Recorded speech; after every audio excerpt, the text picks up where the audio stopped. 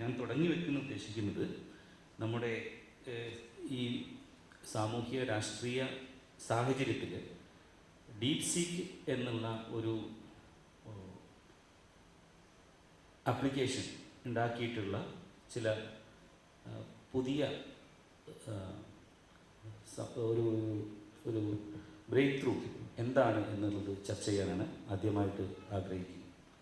അതിനുശേഷം നമ്മൾ ഒരു 10 മിനിറ്റ് എല്ലാ പാനലിസ്റ്റും ഇതുമായി ബന്ധപ്പെട്ട മേഖലകളിൽ അഷ്റഫ് സാർ അദ്ദേഹത്തിൻ്റെ അക്കാഡമിയെയും റിസർച്ചിനും ഇത് എങ്ങനെ സഹായിക്കുമെന്ന രീതിയിലേക്കും, അതിനുശേഷം നമുക്ക് സുനിൽ രവീന്ദ്രൻ സാറിൻ്റെ നമ്മുടെ ഇത് എൻ്റർപ്രൈസ് ഏരിയയിൽ ഇൻഡസ്ട്രിയിലേക്കുള്ള ഒരു വാതിലുകൾ എങ്ങനെ ഇതിനെ തുറന്നെടുക്കുന്നുള്ള രീതിയിലും, അതിനുശേഷം ക്രിയേറ്റീവ് മേഖലകളിൽ എന്തൊക്കെ സാധ്യതകളാണ് ഈ പർട്ടിക്കുലറായിട്ട് ഡീപ് സീക്ക് മുന്നോട്ട് വയ്ക്കുന്നത് എന്നതിനെ പറ്റിയിട്ടുള്ള ഒരു ചർച്ചയായിരിക്കും ഉണ്ടാകുക. പിന്നെ നിങ്ങളായിട്ടുള്ള ഒരു സംവാദത്തിനാണ് ഇത് വേദിയാകുന്നത്.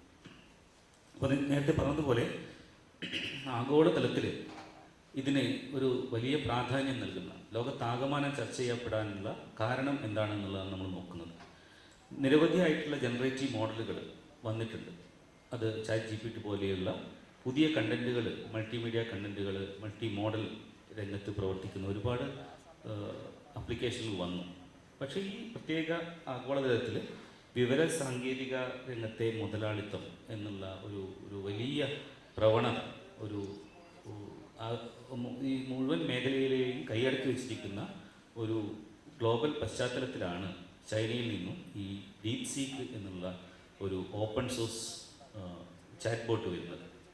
അപ്പോൾ ഈ മുതലാളിത്ത സാങ്കേതിക മുതലാളിത്തം എന്ന് നമ്മൾ പറയുന്ന ഇത്തരം മേഖലകളിൽ വരുന്ന ബിഗ് ടെക് കമ്പനികൾ, നിങ്ങൾക്ക് ആമസോൺ ആയാലും ആൽഫബറ്റ് ആയി കഴിഞ്ഞാലും ഗൂഗിളിൻ്റെ മറ്റ് ആപ്ലിക്കേഷനുകൾ ആണെങ്കിലും ഒക്കെ അവസാനം ടെസ്ലയിൽ എത്തിച്ചേർന്നിരിക്കുന്ന ഒരു വലിയ കോർപ്പറേറ്റ് ആൾക്കാരുടെ കയ്യിലാണ്, മുതലാളിത്തത്തിൻ്റെ കയ്യിലായിരുന്നു ഈ മുഴുവൻ സാങ്കേതിക വിദ്യയുടെയും ഉൽപ്പന്നങ്ങളുടെ ഒരു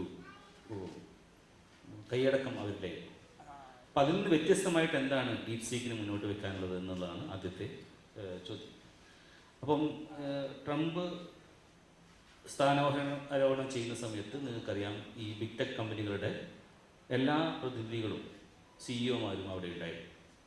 അതാണ് ഞാൻ നേരത്തെ പറഞ്ഞത്, ഈ സാങ്കേതിക രംഗത്തുള്ള ഒരു മുതലാളിത്ത കൈയടക്കം അത് അമേരിക്ക കൃത്യമായിട്ട് അതിൻ്റെ ചിപ്പ് ലെവലിലാണെങ്കിലും കൃത്യമായിട്ട് ഇത്തരത്തിലുള്ള സാങ്കേതിക വിദ്യകൾ പ്രവർത്തിക്കുന്നത് 2 കാര്യങ്ങൾ അടിസ്ഥാനപ്പെടുത്തിയാണ്. ഒന്ന്, ഇതിനെ ട്രെയിൻ ചെയ്യാൻ ഉപയോഗിക്കുന്ന ഡാറ്റ. നമ്മൾ കൺവെൻഷണൽ പ്രോഗ്രാമിംഗ് രീതികളിൽ നിന്ന് വളരെ വ്യത്യസ്തമായിട്ടാണ് ഈ AI ബേസ്ഡ് ആയിട്ടുള്ള ആപ്ലിക്കേഷനുകൾ ഉണ്ടാകുക. നേരത്തെ പറഞ്ഞതുപോലെ ഒരു മാത്തമാറ്റിക്കൽ ഇക്വേഷൻ്റെ പുറത്തൊന്നും നമുക്ക് ഡെവലപ്പ് ചെയ്യാൻ പറ്റാത്ത കാര്യങ്ങൾ ഹ്യൂജ് വോളിയം ഓഫ് ഡാറ്റ, വലിയ ബിഗ് ഡാറ്റയിൽ നിന്നും ഇൻഫറൻസ് കണ്ടെത്തുന്ന രീതിയിലാണ് ഇത് വരുന്നത്. അപ്പോൾ ആ ബിഗ് ഡാറ്റ ജനറേറ്റ് ചെയ്യുന്നത് നമ്മളൊക്കെ തന്നെയാണ്. ഇപ്പോൾ ഗൂഗിളിൻ്റെ ആയിക്കഴിഞ്ഞാലും ഫേസ്ബുക്കിൻ്റെ, മെറ്റയുടെ ആയിക്കഴിഞ്ഞാലും എല്ലാ ലാംഗ്വേജ് മോഡലുകളും ട്രെയിൻ ചെയ്യപ്പെടുന്നത് ഇത്തരത്തിലുള്ള വലിയ വിവരശേഖരങ്ങളുടെ ഒരു നമ്മൾ ബിഗ് ഡാറ്റ എന്ന് വിളിക്കുന്ന ഡാറ്റയിൽ നിന്നാണ്. ഈ ഡാറ്റ നമ്മളൊക്കെ ക്രിയേറ്റ് ചെയ്യുകയും, ഞാൻ പറയുന്നത് 5 വർഷം മുമ്പെയാണ് ഈ ജനറേറ്റീവ് മോഡൽ വരുന്നതെങ്കിൽ ആ 5 വർഷത്തിന് ശേഷമുള്ള ഡാറ്റയുടെ അടിസ്ഥാനത്തിലുള്ള ചോദ്യങ്ങൾക്ക് ഇത് ഉത്തരം പറയുമായിരുന്നില്ല. അപ്പോൾ ആ രീതിയിൽ നോക്കുകയാണെങ്കിൽ നമ്മുടെ ഒക്കെ ഡാറ്റയുടെ അടിസ്ഥാനത്തിൽ നമ്മളൊക്കെ ലോകത്തിൽ മുഴുവൻ ആൾക്കാരും ഇൻ്റർനെറ്റ് ഉപയോഗിക്കുന്ന ആൾക്കാരുടെ ഡാറ്റയിൽ നിന്നും നേരെ ഡാറ്റ ഇൻറ്റൻസീവായിട്ടുള്ള സയൻറ്റിഫിക് ഡിസ്കവറി പാരഡിം എന്ന് പറയുന്ന രീതിയിലേക്ക്, ഇതിൽ നിന്നാണ് ഇത്രയും വിവരസാങ്കേതിക വിദ്യകൾ അല്ലെങ്കിൽ വിവരാധിഷ്ഠിത നിർമ്മിത ബുദ്ധി ആൽഗോരിതങ്ങൾ വർക്ക് ചെയ്യും.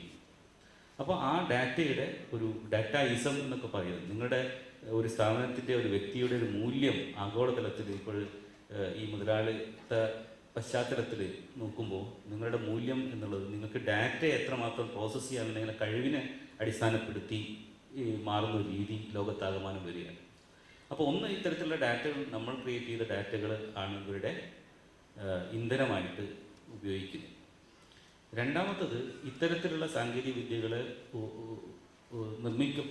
വരുമ്പോൾ വലിയ തോതിലുള്ള ഊർജം, കമ്പ്യൂട്ടിംഗ് പവർ, അതുപോലെ തന്നെ ഇലക്ട്രിസിറ്റി ഒക്കെ ഇതിനാവശ്യമാണ്.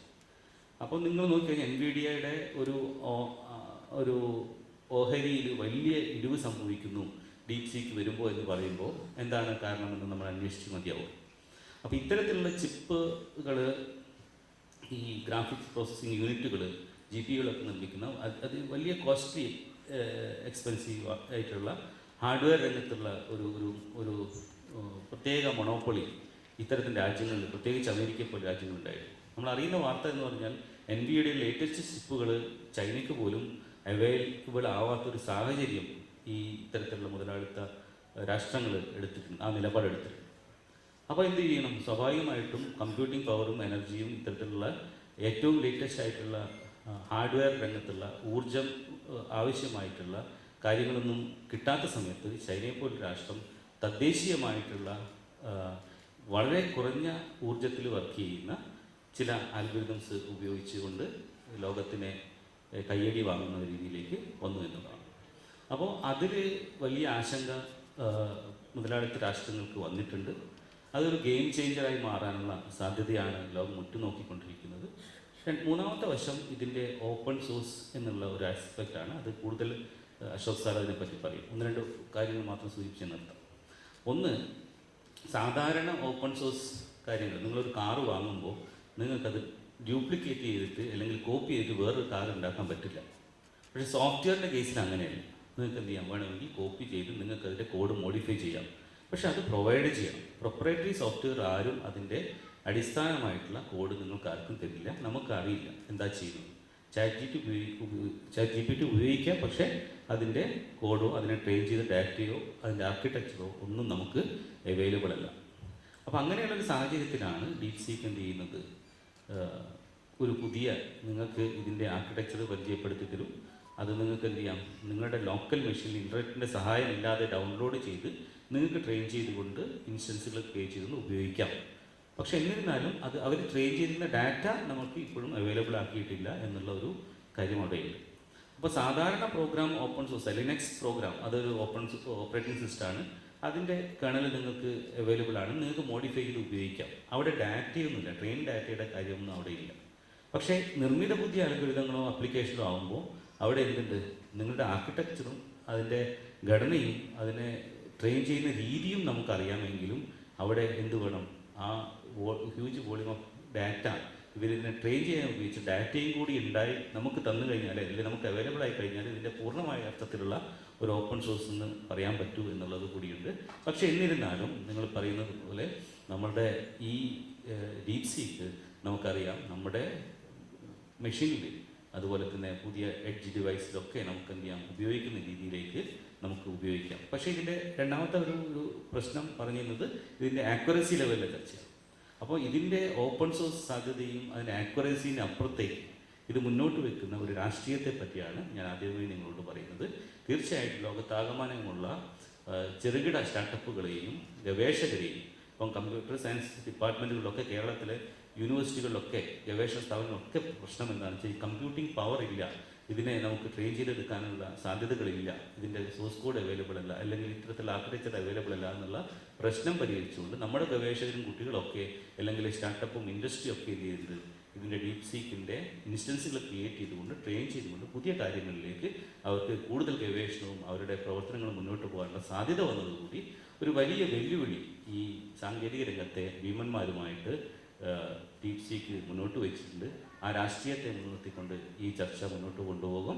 അതോടൊപ്പം ഇതിൻ്റെ അക്കാഡമികമായിട്ടുള്ള ഗവേഷണപരമായിട്ടുള്ള സാങ്കേതികപരമായിട്ട് ഇൻഡസ്ട്രിയിലൊക്കെ മുന്നോട്ട് നിൽക്കുന്ന ക്രിയേറ്റിവിറ്റി രംഗത്തെ എങ്ങനെ ഉപയോഗിക്കാമെന്നുള്ള ചർച്ചയും വളരെ ഫ്രൂട്ട്ഫുള്ളായിട്ട് നമുക്ക് നടത്തേണ്ടതുണ്ട്. അതുകൊണ്ട് ഇതിൽ ക്രിയേറ്റീവായിട്ട് ഇടപെടണമെന്നും ആദ്യമായിട്ട് ഇതിൻ്റെ സാധ്യതകളെ പറ്റി സംസാരിക്കുന്നതിന് വേണ്ടി പ്രിയപ്പെട്ട അഷ്റഫ് സാറെ സ്നേഹപൂർവ്വം. നമസ്കാരം. ഡോക്ടർ ലിജീഷ് പറഞ്ഞ പോലെ നമ്മൾ ഇത്തരത്തിലുള്ള വലിയ വിവരശേഖരങ്ങളിൽ നിന്ന് നമ്മുടെ ബ്രെയിൻ അല്ലെങ്കിൽ നമ്മുടെ മസ്തിഷ്കത്തെ മോഡൽ ചെയ്യുന്ന വലിയ ന്യൂറൽ നെറ്റ്വർക്കുകൾ ഉണ്ടാക്കുന്ന അത്തരത്തിലുള്ള ആ ശാസ്ത്രശാഖ കുറച്ച് കാലമായിട്ടുണ്ട്. അപ്പോൾ ഇത്തരത്തിലുള്ള ന്യൂറൽ നെറ്റ്വർക്കുകൾ ഉണ്ടാക്കണമെങ്കിൽ ഡോക്ടർ ലിജീഷ് നേരത്തെ പറഞ്ഞ പോലെ അതിന് സഹായിക്കുന്ന കമ്പ്യൂട്ടിംഗ് ഇൻഫ്രാസ്ട്രക്ചർ, അതിനു വേണ്ടിയുള്ള നമ്മുടെ കമ്പ്യൂട്ടേഴ്സും അതിന് അനുബന്ധമായ കാര്യങ്ങൾ നമ്മൾ ഉണ്ടാവണം. അപ്പൊ അവിടെയാണ് വലിയ ഈ കുത്തകകളുടെ പ്രസക്തി വരുന്നത്. വലിയ ലാംഗ്വേജ് മോഡൽസ് ഉണ്ടാക്കണമെങ്കിൽ വലിയ കമ്പ്യൂട്ടിംഗ് വേണം. അങ്ങനെയാണെങ്കിൽ നമുക്ക് വലിയ ന്യൂറൽ നെറ്റ്വർക്കുകൾ ഉണ്ടാക്കാൻ കഴിയും. അങ്ങനെയുള്ള ന്യൂറൽ നെറ്റ്വർക്ക് ഉണ്ടാക്കാനുള്ള ശ്രമങ്ങൾ കുറെ കാലമായിട്ട് നടക്കുന്നുണ്ട്. അതിൻ്റെ ഭാഗമായിട്ട് ലോകത്ത് കിട്ടാവുന്ന വലിയ വിവരശേഖരത്തെ സ്വാംശീകരിച്ച് അങ്ങനെയുള്ള ഏകദേശം പബ്ലിക്ലി അവൈലബിൾ ആയിട്ടുള്ള ഡേറ്റ നോക്കുകയാണെങ്കിൽ ഏകദേശം 1 ലക്ഷത്തോളം ഹൈ കമ്പ്യൂട്ടുള്ള NVIDIA പോലെയുള്ള ചിപ്പുകളൊക്കെ ഉപയോഗിച്ച് നമ്മുടെ മുന്നിലേക്ക് വന്ന നിർമ്മിത ബുദ്ധി ഉപയോഗിച്ച ഒരു വലിയ വളരെ കോംപ്ലിക്കേറ്റഡ് ആയിട്ടുള്ള ഒരു മോഡലാണ് OpenAI എന്ന് പറഞ്ഞ കമ്പനി കൊണ്ടുവന്ന മോഡലാണ് ChatGPT എന്ന നമ്മൾക്ക് എല്ലാവർക്കും മനുഷ്യനെ പോലെ സംസാരിക്കുന്നു എന്ന് തോന്നിക്കത്തക്ക രീതിയിൽ ആ ഒരു എക്സ്പീരിയൻസ് തന്ന് അത്തരത്തിലുള്ള ഒരു ലോകത്തേക്ക് നമ്മൾ എത്തിച്ചത്. അപ്പോൾ അങ്ങനെയുള്ള മോഡലുകൾ, അതായത് വലിയ വിവരശേഖരത്തിൽ നിന്ന് ആദ്യം ലിഖിതമായ എഴുത്തുകൾ മാത്രം, എഴുത്തുകൾ എന്ന് പറയുമ്പോൾ നമ്മളൊരു സെന്റൻസ് എഴുതുമ്പോൾ ഈ സെന്റൻസിൽ അടുത്ത് വരേണ്ട വാക്കുകൾ ഏതാണ് എന്നുള്ളത് നമ്മൾ ഒരേപോലെയുള്ള കുറേ സെന്റൻസുകൾ നോക്കിയാൽ അത് നമുക്കറിയാം. സ്റ്റാറ്റിസ്റ്റിക്കലി നമുക്ക് പറയാൻ പറ്റും അടുത്ത വാക്കുകൾ ഇതായിരിക്കണം, ഈ വാക്ക് കൊണ്ടാണ് ഫില്ല് ചെയ്യേണ്ടത്. അതുപോലെ ഒരേ തരത്തിലുള്ള ചിത്രങ്ങൾ നോക്കിയാലും അതിൽ ചില സ്ട്രക്ചറൽ എലമെന്റ്സ് ഉണ്ട്. അപ്പോൾ ഇങ്ങനെയുള്ള സ്റ്റാറ്റിസ്റ്റിക്കലായിട്ടുള്ള സ്ട്രക്ചറൽ എലമെന്റ്സിനെ വലിയ ന്യൂറൽ നെറ്റ്വർക്കുകൾക്ക് മോഡൽ ചെയ്ത് നമ്മുടെ വലിയ കമ്പ്യൂട്ടിംഗ് പവർ ഉപയോഗിച്ച് ഈ OpenAI ഇങ്ങനെ ഒരു ടൂൾ നമ്മുടെ ഫ്രണ്ടിലേക്ക് വന്നു. അത് പറഞ്ഞു സ്കെയിൽ, അതായത് വലിയ വിവരശേഖരങ്ങളെ പ്രോസസ്സ് ചെയ്തിട്ടാണ് ഇതുണ്ടാക്കിയിരിക്കുന്നത്. അത് സെൽഫ് ലേണിംഗ് കപ്പാസിറ്റി. ഇതിന് മുമ്പുള്ള AI അല്ലെങ്കിൽ നിർമ്മിത ബുദ്ധിയുടെ ഒരു പ്രശ്നം, ഇങ്ങനെയുള്ള നിർമ്മിത ബുദ്ധി നമ്മൾ പറഞ്ഞു കൊടുക്കേണ്ടി വരും. അതായത് പറയുകയാണ് ഇതൊരു കാറാണ്, ഇതൊരു ലോറിയാണ്, ഇതൊരു പൂച്ചയാണ് എന്ന് പറഞ്ഞു കൊടുത്താൽ ആ ഡേറ്റ ഉപയോഗിച്ച് പഠിക്കുന്ന സൂപ്പർവൈസ്ഡ് ലേണിംഗ് എന്നൊക്കെയാണ് പറയുന്നത്. അങ്ങനെയുള്ള അല്ലെങ്കിൽ സ്ട്രക്ചേർഡ് ആയിട്ടുള്ള കുറച്ചെങ്കിലും നമ്മൾ മനുഷ്യൻ പറഞ്ഞു കൊടുക്കുന്ന ഡേറ്റയിൽ നിന്ന് പഠിക്കുന്ന AI എന്ന കാലഘട്ടത്തിൽ നിന്ന് വലിയൊരു വിവരശേഖരം നേരിട്ട് അതിലേക്ക് കൊടുക്കുകയാണെങ്കിൽ അത് തന്നെ ആ സ്ട്രക്ചർ കണ്ടുപിടിക്കാൻ കഴിയുമോ എന്നുള്ള ചോദ്യമാണ് ഡീപ്പ് ലേണിംഗ് എന്നൊക്കെ പറയുന്ന ആ വലിയ ന്യൂറൽ നെറ്റ്വർക്കുകൾ നമ്മുടെ മുന്നിലേക്ക് കൊണ്ടുവന്നത്. അങ്ങനെയുള്ള ഡീപ്പ് ലേണിംഗ് നെറ്റ്വർക്കുകളുടെ വലിയ വിവരശേഖരത്തിൽ, വലിയ കമ്പ്യൂട്ടർ ഉപയോഗിച്ചുള്ള വിവരശേഖരത്തിൽ നിന്ന് ട്രെയിൻ ചെയ്ത് വന്ന മോഡലുകളാണ് സ്കെയിൽ, സെൽഫ് ലേണിംഗ് കേപ്പബിലിറ്റി. വേറൊന്ന് ഇതിൻ്റെ ഒരു പ്രൈമറി ആയിട്ട് പറയുകയാണെങ്കിൽ നമ്മുടെ ഇത്തരത്തിലുള്ള വലിയ മോഡലുകളുടെ ഒരു പ്രത്യേകത പറയുകയാണെങ്കിൽ ഇത് പല ഉപയോഗങ്ങൾക്കും നമുക്ക് പറ്റും. അതായത് നമുക്കൊരു കവിത, ഇതിനെക്കൊണ്ടൊരു കവിത എഴുതിപ്പിക്കാം, ഇതിനോട് നമുക്കൊരു ഒരു മാത്തമാറ്റിക്കൽ പ്രോബ്ലം ചോദിക്കാം, ഇതോടൊപ്പം നമ്മുടെ സംശയങ്ങൾ ചോദിക്കാം. അപ്പോൾ അങ്ങനെയുള്ള വളരെ ജനറലിസ്റ്റിക് ആയിട്ടുള്ള വളരെ എന്താ പറയുക വിവിധ ഉപയോഗങ്ങൾക്ക് പര്യാപ്തമായ രീതിയിലാണ് ഇങ്ങനത്തെ മോഡൽ ഉണ്ടാക്കിയിരിക്കുന്നത്. അപ്പൊ അതുകൊണ്ട് തന്നെയൊക്കെയാണ് അങ്ങനെയുള്ള ആ ഒരു എക്സ്പീരിയൻസ്, അങ്ങനെയുള്ള ഒരു രീതി എല്ലാവർക്കും അക്സസിബിൾ ആയിട്ട് നമ്മൾ പറയും. അതായത് ഒരു ഡെമോക്രറ്റൈസ്ഡ് ആക്സസ് എന്ന് പറയാം. വേണമെങ്കിൽ ജെനിയായി ഇങ്ങനെയുള്ള ഒരു വലിയ ന്യൂറൽ നെറ്റ്വർക്ക് എല്ലാവർക്കും ഉപയോഗിക്കാൻ തക്ക രീതിയിൽ നമ്മുടെ മുന്നിലേക്ക് കൊണ്ടുവരികയാണ്. അതാണ് ഇത് ഇത്ര പോപ്പുലർ ആവാൻ, വളരെ കുറഞ്ഞ കാലഘട്ടത്തിൽ ഇത്ര പോപ്പുലർ ആയിട്ട്, ഇത്ര പ്രസിദ്ധമായ രീതിയിൽ, അല്ലെങ്കിൽ ഇത്രത്തോളം പോപ്പുലർ ആയിട്ടുള്ള എല്ലാവർക്കും അക്സസിബിൾ ആയിട്ടുള്ള ഡെമോക്രൈസ്ഡ് ആക്സസ് ടു ടെക്നോളജി അത് കൊണ്ടുവന്നു.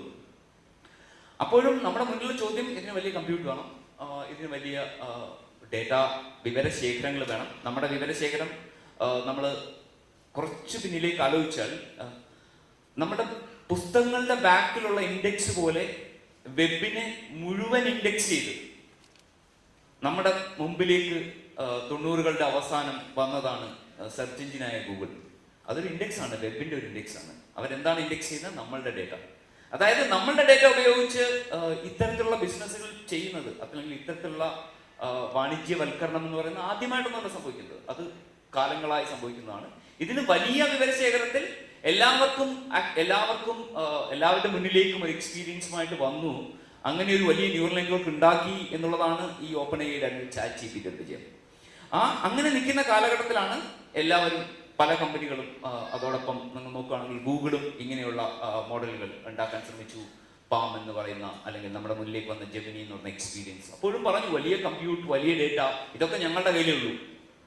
ഇതിനെ വെല്ലുവിളിച്ചുകൊണ്ടാണ് ഇപ്പോൾ ഏറ്റവും ഈ രംഗത്ത് ഏറ്റവും പുതിയതായിട്ട് നമ്മുടെ മുന്നിൽ വന്നതാണ് ഈ എലോൺ മസ്കിന്റെ ഗ്രോക്ക്. അവർ പറയുന്നു 2 ലക്ഷം GPUകൾ H800 H സീരീസ് GPUകൾ ഉപയോഗിച്ചാണ് നമ്മൾ ട്രെയിൻ ചെയ്തത്. ഇതിന് മുമ്പ് വന്ന ഡീപ്സീക്ക് പറഞ്ഞു ഇല്ല, ഞങ്ങൾ 2000 ഇത്തരത്തിലുള്ള ചിപ്പുകൾ ഉപയോഗിച്ച് വളരെ ലിമിറ്റഡ് ആയിട്ടുള്ള രീതിയിലുള്ള വളരെ ഫോക്കസ്ഡ് ആയിട്ടുള്ള ട്രെയിനിങ്ങിൽ നിന്ന് എല്ലാ തരത്തിലുള്ള എങ്ങനെയാണ് ഇങ്ങനെയുള്ള ഒരു മോഡൽ, ഇങ്ങനെയുള്ള ഒരു നിർമ്മിത ബുദ്ധിയുടെ വലിയ മോഡൽ, അതായത് ന്യൂറൽ നെറ്റ്വർക്ക് മോഡൽ ഇവാലുവേറ്റ് ചെയ്യപ്പെടുന്നത് നമ്മൾ നോക്കുകയാണെങ്കിൽ ഇതിന് ബെഞ്ച് മാർക്ക് എന്ന് പറയാൻ നമുക്കറിയാമല്ലോ. നമുക്കിപ്പോൾ എല്ലാം കാറുകളൊക്കെ നോക്കുമ്പോൾ ക്രാഷ് ടെസ്റ്റുകൾ ഉണ്ടെന്ന് പറയും. അപ്പോൾ ഇതിന്റെ ഈ ക്രൈറ്റീരിയ മീറ്റ് ചെയ്യണം. അതുപോലെ ഓരോന്നിനും ഒരു ബെഞ്ച് മാർക്ക്, ഇതിനാണ് ബെഞ്ച് മാർക്ക് എന്ന് പറയുന്നത്. ഇങ്ങനെയുള്ള ബെഞ്ച് മാർക്കുകളിൽ ChatGPT അല്ലെങ്കിൽ അങ്ങനെയുള്ള കുത്തക എന്താ പറയാ വ്യവസായങ്ങളുടെ ബെഞ്ച് മാർക്ക്, അവർ തന്നെ ഡിഫൈൻ ചെയ്ത ബെഞ്ച് മാർക്കിൽ ഈ 2 ലക്ഷം ചിപ്പുകൾക്ക് പകരം 2000 ചിപ്പിൽ ഉണ്ടാക്കിയെടുത്ത ന്യൂറൽ നെറ്റ്വർക്ക് ഈ ബെഞ്ച് മാർക്കുകളിൽ പല ബെഞ്ച് മാർക്കുകളിലും അത് നമ്മുടെ ഗണിതപരമായ പ്രശ്നങ്ങളെ പരിഹരിക്കുന്നതാണെങ്കിലും റീസണിങ്, അതായത് ലോജിക്കൽ കാര്യങ്ങളാണെങ്കിലും ചില ലാംഗ്വേജ്, അതായത് നമ്മുടെ ഭാഷാപരമായ, പ്രത്യേകിച്ചും ചൈനീസ് ഭാഷാപരമായ കാര്യങ്ങളിലൊക്കെ ആണെങ്കിൽ ഈ ബെഞ്ച് മാർക്കുകളെ അവിടെ അന്ന് നിലനിന്ന മോഡലുകളായ പല മോഡലുകളെയും അതിനേക്കാൾ നല്ല പെർഫോമൻസുമായിട്ടാണ് ഈ ഡീപ്സീക്ക്. അതായത് ആ ഡീപ്സീക്കിന്റെ പ്രത്യേകത എന്ന് പറയുന്നത് അത് കുറഞ്ഞ ഊർജത്തിൽ ട്രെയിൻ ചെയ്തു എന്ന് മാത്രമല്ല, അത് അന്നുണ്ടായിരുന്ന പല ഫൗണ്ടേഷൻ മോഡൽസ് എന്ന് പറയുന്ന വലിയ ലാർജ് ലാംഗ്വേജ് മോഡൽ, വലിയ ലാംഗ്വേജ് മോഡൽ GPT പോലെയുള്ള മോഡലുകളുടെ പെർഫോമൻസിനെയും പല മേഖലകളിലും അതിനേക്കാൾ നല്ല പെർഫോമൻസ് നൽകാൻ കഴിഞ്ഞിട്ടുണ്ട്. അപ്പോൾ അതോടൊപ്പം തന്നെ ചേർത്ത് വായിക്കേണ്ടതാണ് ഈ ഓപ്പൺ സോഴ്സ്. ഡോക്ടർ ലിജീഷ് നേരത്തെ പറഞ്ഞ പോലെ ഇത്തരത്തിലുള്ള നമുക്കറിയാം നമ്മുടെ മസ്തിഷ്കത്തിന്റെ ചില കഴിവുകളെയാണ് നമ്മൾ ഈ neural network, artificial neural network ഉപയോഗിച്ച് മോഡൽ ചെയ്തത്. അപ്പോൾ ഇങ്ങനത്തെ കഴിവുകൾ മോഡൽ ചെയ്യുമ്പോൾ നമ്മൾ സ്വാഭാവികമായും ചോദിക്കുന്ന ഒരു ചോദ്യമുണ്ട്, ഇത് എല്ലാ കാര്യങ്ങളും ചെയ്യാൻ കഴിയുമോ? ഇതിൽ എന്തുമാത്രം ജനറലിസ്റ്റ് ആണിത്. അതായത് ഒരു കാര്യം ചെയ്യാൻ അറിയാം, എനിക്ക് വണ്ടി ഓടിക്കാൻ അറിയാം, പക്ഷെ എനിക്ക് അത് വണ്ടി എന്ന് പറയുന്നത് ഞാൻ ഓടിക്കുന്ന വണ്ടി ഒരു സൈക്കിളാണ്. അപ്പോൾ എനിക്ക് സൈക്കിൾ ഓടിക്കാൻ അറിയാം എന്ന് വിചാരിച്ചിട്ട് എനിക്ക് എല്ലാ വണ്ടിയും എനിക്ക് ആ ഒരു കഴിവുമായിട്ട് എനിക്ക് കാർ എൻ്റെ കയ്യിലേക്ക് തന്നാൽ എനിക്ക് ഓടിക്കാൻ കഴിയണമെന്നില്ല. അപ്പോൾ വളരെ സ്പെഷ്യലൈസ്ഡ് ആയിട്ടുള്ള AI ഉണ്ടാക്കുന്നത് 1956 ഇത് ഈ AI നിർമ്മിത ബുദ്ധി എന്നൊക്കെ പറഞ്ഞ ആ ഒരു ചരിത്രം തുടങ്ങുന്നത്. അതിനുശേഷം ഒരുപാട് കാലഘട്ടങ്ങളിലും ഇങ്ങനെ സ്പെഷ്യലൈസ്ഡ് AI ഉണ്ടായിട്ടുണ്ട്. ജേർണലിസ്റ്റ് AI ഈ ChatGPT മുന്നോട്ട് വെക്കുന്നത്. അപ്പോൾ ജേർണലിസ്റ്റ് ആണോ എന്നുള്ള ആദ്യത്തെ ചോദ്യമാണ് ഈ നമ്മുടെ മുന്നിലേക്ക് ആദ്യം വരുന്നത്. ChatGPT കുറച്ചധികം ലാംഗ്വേജ് കേപ്പബിലിറ്റി ജേർണലിസ്റ്റ് ആണ്. നമ്മുടെ മുന്നിലുള്ള ഈ കുറഞ്ഞ ഇൻഫ്രാസ്ട്രക്ചറിൽ ട്രെയിൻ ചെയ്ത് എടുത്തിട്ടുള്ള വലിയ ന്യൂറൽ നെറ്റ്വർക്കായ ഡീപ്സീക്ക് ചില കാര്യങ്ങളിൽ, പ്രത്യേകിച്ചും STEM, അതായത് സയൻസ്, ടെക്നോളജി, എഞ്ചിനീയറിംഗ്, മാത്തമാറ്റിക്സ് എന്ന് പറയുന്ന ചില സയന്റിഫിക് മേഖലകൾ, കോഡ് ചെയ്യുന്ന മേഖലകളിലൊക്കെ വളരെ നന്നായി ഇത്തരത്തിലുള്ള ബെഞ്ച് മാർക്കുകൾ ഫിറ്റ് ചെയ്തിട്ടുണ്ട്. അതോടൊപ്പം ചൈനീസ് ലാംഗ്വേജിന്റെ ഇത് ലിഖിതമായ കാര്യങ്ങൾ ഈ നമ്മുടെ മുന്നിലുള്ള ഡീപ്സീക്ക് ലിഖിതമായ, അതായത് നമുക്കൊരു ലേഖനം എഴുതാൻ ഇത് കഴിയും. ഈ ഇന്നത്തെ ഡീപ്സീക്കിന്റെ കേപ്പബിലിറ്റി എന്ന് പറയുന്നത് അത് ചിത്രങ്ങളിലേക്കൊന്നും കാര്യമായിട്ട് എത്തിയിട്ടില്ല. അപ്പോൾ നമ്മുടെ മുന്നിൽ അവസരങ്ങളുണ്ടോ എന്നുള്ളതാണല്ലോ ആദ്യത്തെ ചോദ്യം. അപ്പോൾ അതിലേക്കാണ് ഞാൻ വരുന്നത്. ജേർണലിസ്റ്റ് ആയിട്ടുള്ള ഒരു ആർട്ടിഫിഷ്യൽ ജനറൽ ഇന്റലിജൻസ് നമ്മുടെ മുന്നിലേക്ക് എന്താ പറയാ ഭീകരരൂപമായ ആർട്ടിഫിഷ്യൽ ഇന്റലിജൻസ് എത്തി എന്ന് പറയുമ്പോഴും അത് നമ്മളുടെ തൊഴിലുകളെല്ലാം ബാധിക്കുമെന്ന് പറയുമ്പോഴും ഞാൻ ഈ റിസർച്ച് തുടങ്ങി 2002 തോന്നുന്നു ആദ്യത്തെ എൻ്റെ പബ്ലിക്കേഷൻ വരുന്നത്. അപ്പോൾ നിങ്ങൾക്ക് എൻ്റെ പ്രായം ഊഹിക്കാം ഈ ഏരിയയിൽ. അപ്പോൾ ഒരു 10-20 വർഷമായിട്ടുള്ള എക്സ്പീരിയൻസിന് എനിക്ക് തോന്നുന്നത് ആർട്ടിഫിഷ്യൽ ഇന്റലിജൻസ്, നമ്മൾ കാലാകാലങ്ങളായിട്ട് മനുഷ്യൻ ഉപകരണങ്ങൾ ഉണ്ടാക്കിയിട്ടുണ്ട്. ഉപകരണങ്ങൾ എന്തിനാണ് ഉണ്ടാക്കുന്നത്? നമ്മളുടെ അധ്വാന ഭാരം കുറയ്ക്കാനും കൂടുതൽ പുതിയ കാര്യങ്ങൾ ചെയ്യാൻ വേണ്ടിയാണ്. അപ്പം നമ്മുടെ മുന്നിലേക്കൊരു നിർമ്മിത ബുദ്ധി തന്ന ഒരു വലിയ ഉപകരണം എത്തിയിരിക്കുകയാണ്. ആ ഉപകരണത്തിന് ചില കാര്യങ്ങൾ ചെയ്യാൻ പറ്റും, ചില കാര്യങ്ങൾ നന്നായി ചെയ്യാൻ പറ്റും. ആ ഉപകരണം നമ്മളുടെ അധ്വാന ഭാരം കുറയ്ക്കും. ആ ഉപകരണം ഉപയോഗിക്കുന്ന ആൾക്കാർ ചിലപ്പോൾ നമ്മളുടെ ജോലി റിപ്ലേസ് ചെയ്യാം. ആ ഉപകരണം ഒരിക്കലും നമ്മളുടെ ജോലി റിപ്ലേസ് ചെയ്യുന്നില്ല. അപ്പം ആ ഉപകരണത്തെ നമ്മൾ ഉപയോഗിക്കാൻ പഠിക്കുക, അല്ലെങ്കിൽ ആ ഉപകരണത്തിലേക്ക് പുതിയ കൂട്ടിച്ചേർക്കലുകൾ ചെയ്യാൻ കഴിയുക എന്നുള്ളതാണ് സ്റ്റാർട്ടപ്പുകളായാലും ഇന്നോവേറ്റേഴ്സ് ആയാലും യങ് ബ്രെയിൻസ് എന്താ പറയുക ഈ നമ്മുടെ വളർന്നു വരുന്ന തലമുറ ചെയ്യേണ്ടത്. അപ്പോൾ അതിൽ ആദ്യത്തെ ഓപ്പർച്യൂണിറ്റിയാണ് ഞാൻ പറഞ്ഞത്, അതായത് ജനറലൈസേഷൻ കേപ്പബിലിറ്റി. ഒരുപാട് കാര്യങ്ങൾ ചെയ്യാൻ ഇതിന് കഴിയുമോ, ഇതിലേക്ക് കൂട്ടിച്ചേർക്കലുകൾ ചെയ്യാൻ കഴിയുമോ, അത് നമ്മുടെ മുന്നിലുള്ള ഒരു വലിയ അവസരമാണ്. നമ്മൾ കാണുന്ന ഡീപ് സീക്ക് ഓപ്പൺ ആയിട്ടുണ്ട്. ഡീപ് സീക്കിന്റെ ചില മോഡലുകൾ ഓപ്പൺ ആയിട്ട് കിട്ടിയിട്ടുണ്ട്. അതിന്റെ എന്താ പറയുക, അതിന്റെ ട്രെയിൻ ചെയ്യേണ്ട രീതി, എങ്ങനെ അതിനെ പഠിപ്പിച്ചെടുക്കണം എന്ന രീതി കുറെ അധികം ഓപ്പൺ ആയിട്ട് വന്നിട്ടുണ്ട്. അപ്പം അത് ആദ്യം എൻ്റെ മനസ്സിലേക്ക് വന്ന, ഇത് ഓപ്പൺ ആണ് എന്ന് പറഞ്ഞപ്പോൾ എൻ്റെ മനസ്സിലേക്ക് വന്ന ആദ്യത്തെ ചോദ്യം ഇതായിരുന്നു: ഓപ്പൺ ആയിട്ട് ഇങ്ങനെയുള്ള മോഡൽസ് തന്നത് ആദ്യം ഡീപ് സീക്ക് ആണോ? അല്ല എന്ന് എനിക്ക് പറയേണ്ടി വരും. കാരണം യൂറോപ്പിൽ വന്ന മിസ്ട്രാൾ എന്ന് പറഞ്ഞൊരു മോഡൽ, ഇതൊരു ഒരു ഫൗണ്ടേഷൻ മോഡൽ തന്നെയാണ്. അതിന്റെ കോഡും അതിന്റെ കുറേയധികം ഡേറ്റയും ഓപ്പൺ ആയിട്ട് അവിടെ കിടപ്പുണ്ട്. അപ്പൊ നമ്മുടെ മുമ്പിൽ ഓപ്പർച്യൂണിറ്റികൾ ഡീപ് സീക്ക് കൊണ്ടുവന്നു. അതിന് മുൻപിലും നമ്മൾ അധികം നോട്ട് ചെയ്യാതെ പോകുന്ന ചില ഓപ്പർച്യൂണിറ്റികൾ നമ്മുടെ ഫ്രണ്ടിലുണ്ട്. അപ്പൊ അതിന്റെ കൂട്ടിച്ചേർക്കലുകൾ ഒരു സാധ്യതയാണ്. രണ്ടാമത്തെ സാധ്യത എന്താണ്? ചില പ്രത്യേക മേഖലകളിലേക്ക് ഇപ്പോ ഡീപ് സീക്കിനോട് ഒരു കഥ എഴുതാൻ ചോദിച്ചാൽ ചിലപ്പോൾ ChatGPT അതിനേക്കാൾ കുറച്ച് നന്നായി കഥ എഴുതുമായിരിക്കും. കാരണം അതുണ്ടാക്കിയിരിക്കുന്നത്. പക്ഷെ കോഡ് ചെയ്യാൻ നല്ലത് ഡീപ് സീക്ക് ആണെന്നാണ് ബെഞ്ച് മാർക്കുകളൊക്കെ പറയുന്നത്. അപ്പോ നമ്മളുടെ പർപ്പസിന് വേണ്ടി നമ്മളൊരു ബാങ്കിങ് സെക്ടറോ അല്ലെങ്കിൽ ഒരു ഏതെങ്കിലും മേഖലയിൽ പ്രവർത്തിക്കുന്ന ഒരു സ്ഥാപനമാണെങ്കിൽ ആ സ്ഥാപനത്തിന്റെ ആവശ്യകതയിലേക്ക് ഈ ജേർണലിസ്റ്റിനെ കൊണ്ടുവന്ന് പ്ലേസ് ചെയ്യുക, അല്ലെങ്കിൽ അങ്ങനെയുള്ള ആവശ്യത്തിലേക്ക് അതിനെ രൂപാന്തരപ്പെടുത്തുക എന്ന് പറയുന്ന ഒരു വലിയ അവസരം നമ്മുടെ ഫ്രണ്ടിലുണ്ട്. അതാണ് രണ്ടാമത്തെ അവസരം. അപ്പൊ ജേർണലിസ്റ്റുകൾ കൂടുതൽ നമ്മൾ പുതിയ കാര്യങ്ങൾ ആഡ് ചെയ്യാം. ആ കുറേ ജേർണലിസ്റ്റ് ഉള്ള കുറെ കേപ്പബിലിറ്റീസ്, കുറെ കഴിവുകളുള്ള ആ വലിയ ന്യൂറൽ നെറ്റ്വർക്ക് മോഡലിനെ നമ്മുടെ ആവശ്യങ്ങൾക്ക് കൊണ്ടുവരാം. ഇതിനേക്കാളൊക്കെ വലിയൊരു അവസരം നമ്മുടെ ഫ്രണ്ടിൽ വന്നിട്ടുണ്ട്. നിങ്ങളൊക്കെ GDPR എന്ന് കേട്ടിട്ടുണ്ടാവും. അതിന്റെ അതിന്റെ ചുവട് പിടിച്ച് ഇന്ത്യയിലും എന്താ പറയാ ഒരു ഡാറ്റ പ്രൊട്ടക്ഷൻ ബില്ലൊക്കെ വന്നിട്ടുണ്ട്. ഇതോടൊപ്പം തന്നെ 2024 ഏപ്രിൽ മാസം യൂറോപ്യൻ ഒരു ആക്ട് വന്നു. ഈ ആക്ടിന്റെ പേര് EU AI ആക്ട് എന്നാണ്.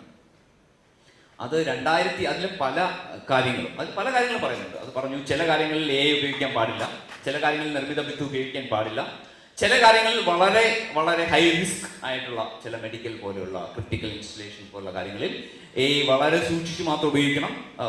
പിന്നെ അതിൽ വളരെ വളരെ പ്രാധാന്യത്തോട് പറഞ്ഞിട്ടുള്ള ഒരു കാര്യമാണ്, നിങ്ങൾ AI ഉപയോഗിച്ചാണ് ഒരു കാര്യം ചെയ്യുന്നതെങ്കിൽ നിങ്ങൾ അത് എങ്ങനെ ചെയ്തു, എന്തുകൊണ്ടാണ് AI ഈ തീരുമാനത്തിലേക്ക് എത്തി എന്ന് പറയാനും ബാധ്യസ്ഥനാണ്. എക്സ്പ്ലെയിനബിലിറ്റി എന്ന് അവർ പറയുന്നത്. ഡിസിഷൻ എക്സ്പ്ലെയിനബിലിറ്റി യൂറോപ്പിലെ ഈ AI ആക്ട് മാൻഡേറ്റ് ചെയ്തിട്ടുണ്ട്.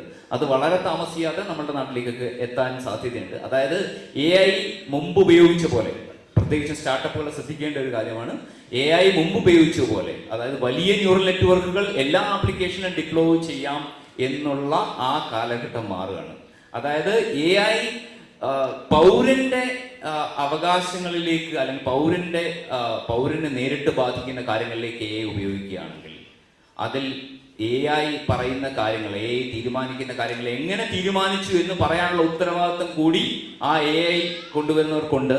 അതിന് അക്കൗണ്ടബിലിറ്റി ഉണ്ട്. നിങ്ങൾക്ക് AI യൂറോപ്പിന്റെ ആക്ട് വായിക്കാം. അപ്പോ ഇത്തരത്തിലുള്ള ഒരു ആവശ്യകതയും AI ഡിപ്ലോയ്മെന്റ്, AI ഉപയോഗത്തിൽ ഇങ്ങനത്തെ ഒരു ആവശ്യകതയും നമ്മുടെ ഫ്രണ്ടിലേക്ക് വരിക. ഇത് 2026 എനിക്ക് തോന്നുന്നു ജൂലൈ മാസം ആവുന്നതോടുകൂടി ഇത് ഫുള്ളി യൂറോപ്പിൽ ഇത് ഈ AI ആക്ടിന്റെ കംപ്ലയൻസ് അവർ മാൻഡേറ്റ് ചെയ്യാൻ പോകുന്നു.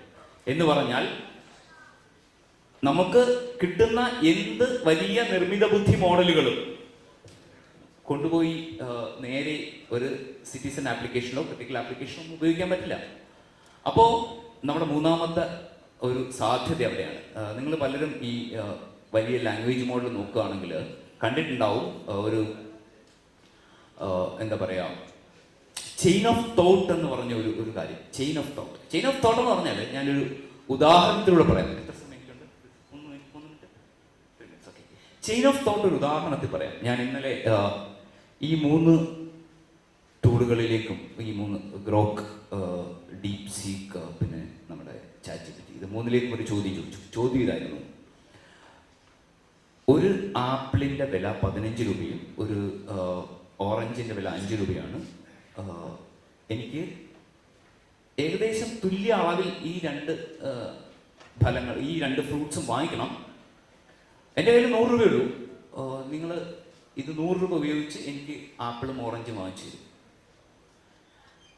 അപ്പോൾ തിങ്ക് സ്റ്റെപ്പ് ബൈ സ്റ്റെപ്പ് എന്ന് പറയാൻ പറ്റും. അതായത് ഈ ചെയിൻ ഓഫ് തോട്ട്, അത് നിങ്ങൾ പെട്ടെന്ന് ഉത്തരം മാത്രം പറഞ്ഞാൽ പോരാ.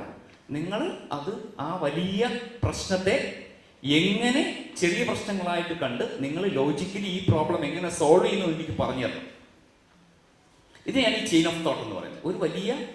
ഒരു വലിയ പ്രശ്നം അല്ലെങ്കിൽ വലിയ പ്രോബ്ലം നമ്മുടെ ഫ്രണ്ടിൽ വരുമ്പോൾ ഈ പ്രോബ്ലം എങ്ങനെ ലഘൂകരിച്ച ചെറിയ പ്രശ്നങ്ങളായി കാണുകയും അതിനെ കൃത്യമായ രീതിയിൽ അടുക്കി വെച്ച് ഈ വലിയ പ്രശ്നത്തെ സോൾവ് ചെയ്യുകയും ചെയ്യാം. അങ്ങനെ ഒരു വഴി ഉണ്ടാക്കാൻ പറ്റൂ എന്നുള്ളതാണ് ഈ ചെയിൻ ഓഫ് തോട്ടിന്റെ പ്രൈമറി, ഏറ്റവും സിമ്പിളായിട്ട് പറഞ്ഞാൽ അതാണ് ഈ ചെയിൻ ഓഫ് തോട്ട്. ഈ ചെയിൻ ഓഫ് തോട്ട് ഞാൻ ഡീപ് സീക്കിലേക്കും ഇവർക്കെല്ലാം കൊടുത്തു.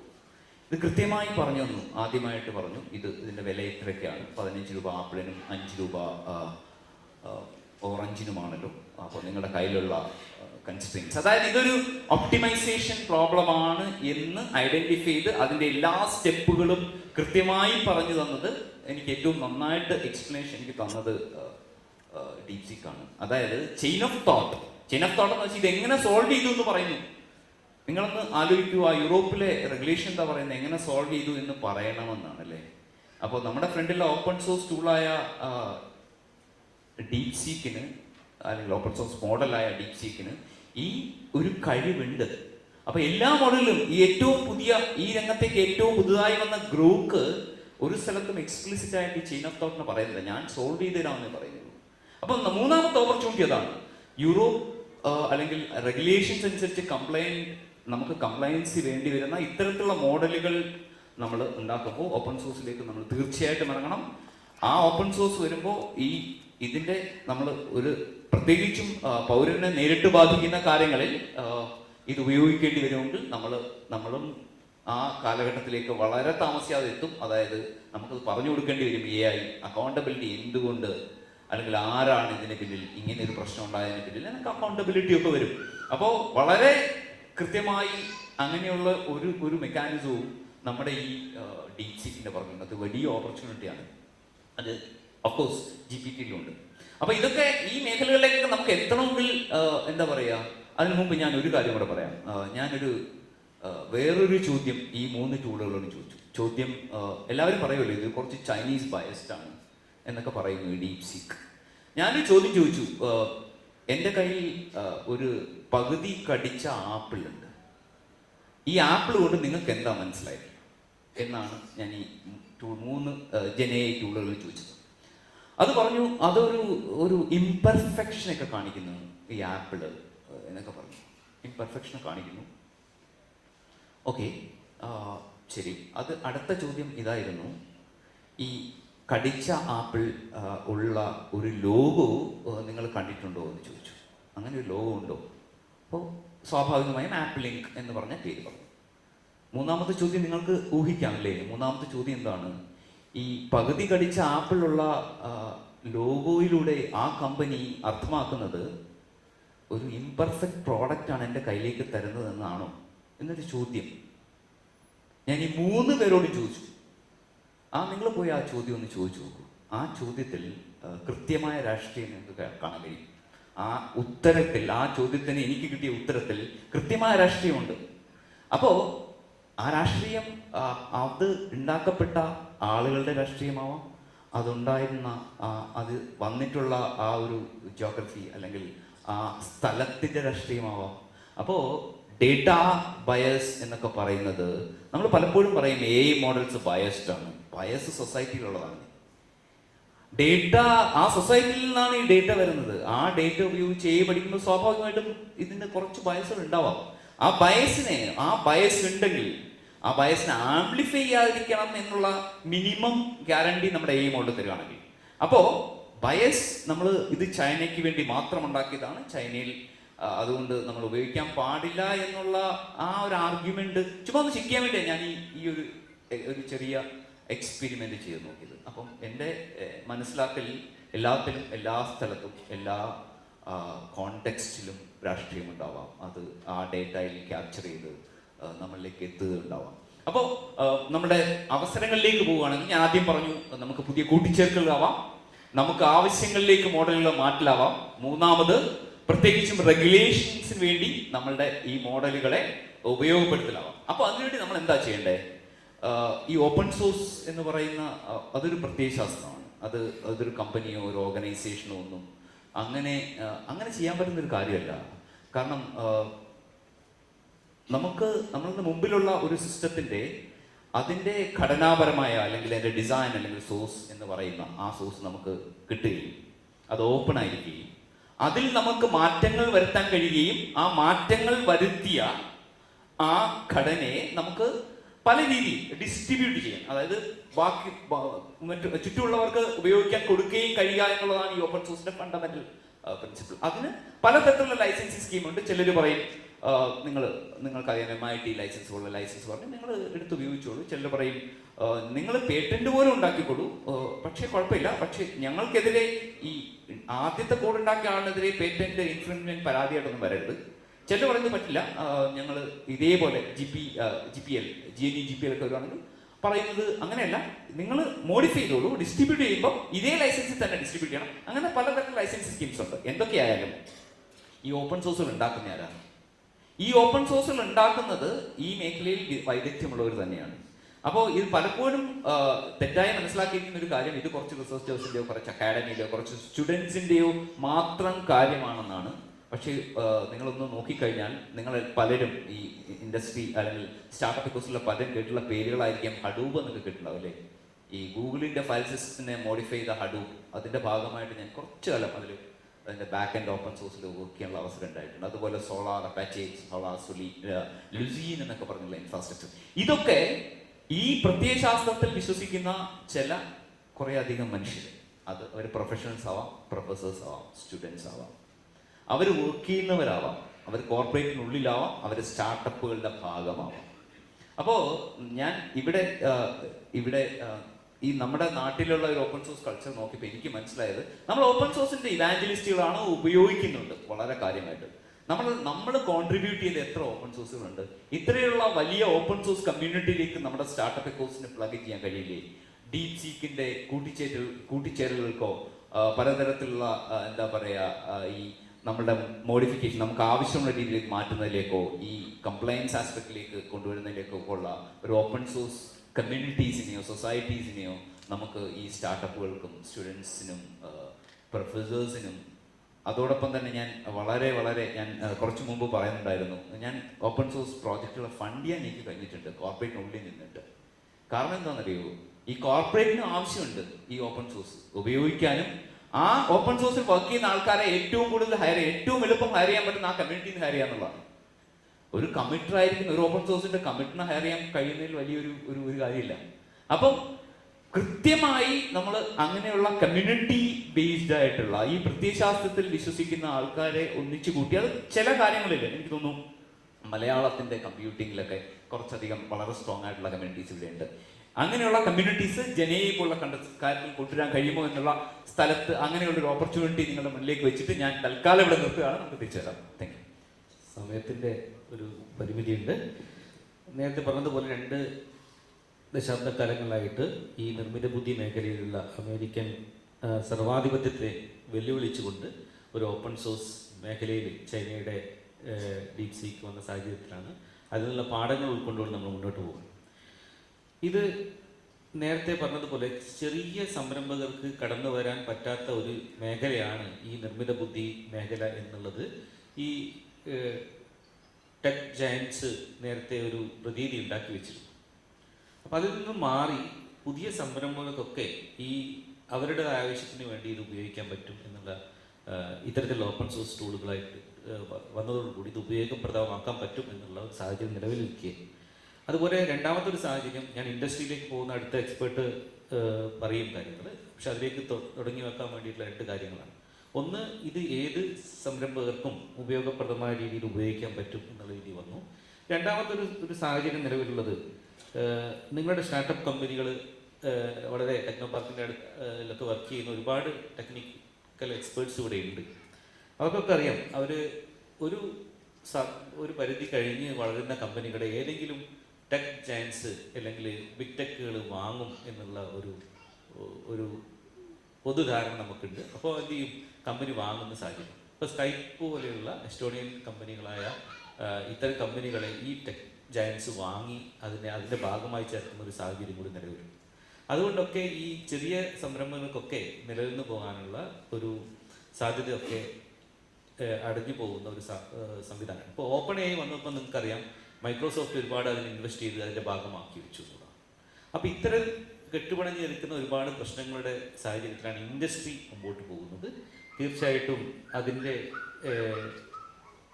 ഇൻഡസ്ട്രി പെർസ്പെക്റ്റീവിൽ ശ്രീ സുനിൽ രവീന്ദ്രൻ സാർ നമ്മളോട് സംസാരിക്കും. എന്താണ് ഇനി പുതിയ സ്റ്റാർട്ടപ്പ് രംഗത്ത് അല്ലെങ്കിൽ ഇതുപോലെയുള്ള ഇൻഡസ്ട്രി ആസ്പെക്ട്സിൽ ഇതിനെങ്ങനെയാണ് നമ്മൾ നോക്കിക്കാണേണ്ടത് എന്നുള്ള കാര്യങ്ങളെപ്പറ്റി പ്രതിപാദിക്കും.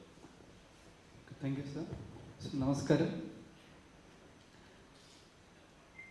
ഇത്രയും വ്യത്യസ്തമായിട്ടുള്ള ഒരു പാനലിൻ്റെ ഭാഗമാകാൻ കഴിഞ്ഞത് ഒരു അംഗീകാരമായിട്ട് കരുതുന്നു.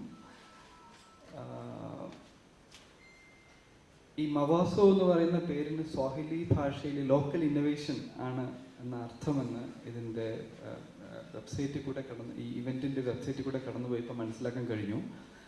ആ വാക്കിൻ്റെ അർത്ഥവും ഡീപ്സീക്ക് മുന്നോട്ട് വയ്ക്കുന്ന ബദലും തമ്മിൽ ഉള്ള ഒരു ബന്ധം പോയിന്റ് ഔട്ട് ചെയ്തുകൊണ്ട് ഞാൻ എൻ്റെ ഭാഗം ഒക്കെ തുടങ്ങിയാണ്. പ്രധാനമായിട്ടും 3 കാര്യങ്ങളാണ് എനിക്ക് ഡീപ്സീക്കുമായിട്ട് ബന്ധപ്പെട്ട് മുന്നോട്ട് വയ്ക്കാനുള്ളത്. ഒന്ന്, AI ഇന്നൊവേഷൻ മേഖലയിൽ ഡീപ്സീക്ക് എന്തുകൊണ്ട് പ്രാധാന്യം അർഹിക്കുന്നു.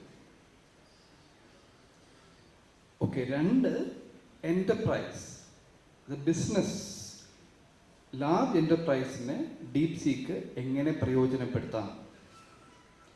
3, സ്റ്റാർട്ടപ്പുകൾക്കും ഇപ്പോൾ കോളേജിൽ നിന്ന് ഇറങ്ങുന്ന കുട്ടികൾ ഇവിടെ ഉണ്ടെങ്കിൽ അല്ലെങ്കിൽ ഡീപ്സീക്കിൽ അതേപോലെയുള്ള AI സിസ്റ്റത്തിൽ പഠിക്കാൻ താല്പര്യമുള്ള കുട്ടികളുണ്ടെങ്കിൽ അവർക്ക് എങ്ങനെ സ്കില്ലപ്പ് ചെയ്യാം. ഈ 3 വിഷയങ്ങളാണ് ഞാൻ ഈ ഒരു കിട്ടുന്ന പരിമിതമായ സമയത്തിൽ കവർ ചെയ്യാനായിട്ട് താല്പര്യപ്പെടുന്നത്. ഓക്കെ. AI ഇന്നൊവേഷൻ, അതിനെക്കുറിച്ച് നമ്മൾ ഒത്തിരി സംസാരിച്ചിട്ടുണ്ട്, വായിച്ചിട്ടുണ്ട്. പക്ഷെ എനിക്ക് മുന്നോട്ട് വയ്ക്കാനുള്ള ഒരു ആശയം എന്ന് പറയുന്നത്, നമ്മൾ ചരിത്രത്തിലോട്ട് നോക്കിക്കഴിഞ്ഞാൽ സിവിലൈസേഷനെ സ്വാധീനിച്ചിട്ടുള്ള ഒത്തിരി കണ്ടുപിടുത്തങ്ങൾ കാണാൻ പറ്റും. അതിൽ സുപ്രധാനമായ ഒരു കണ്ടുപിടുത്തമാണ് ഗുട്ടൻബർഗിൻ്റെ പ്രസ്, ലൈക്ക് പ്രിന്റിംഗ് പ്രസ്. നമുക്ക് നമ്മുടെ ചരിത്രത്തെ പ്രിന്റിംഗ് പ്രസ്സിന് മുൻപും അതിന് ശേഷവും എന്ന് പറഞ്ഞിട്ട് നമുക്ക് തിരിക്കാൻ പറ്റും. കാരണം പ്രിന്റിംഗ് പ്രസ് ആശയങ്ങളുടെ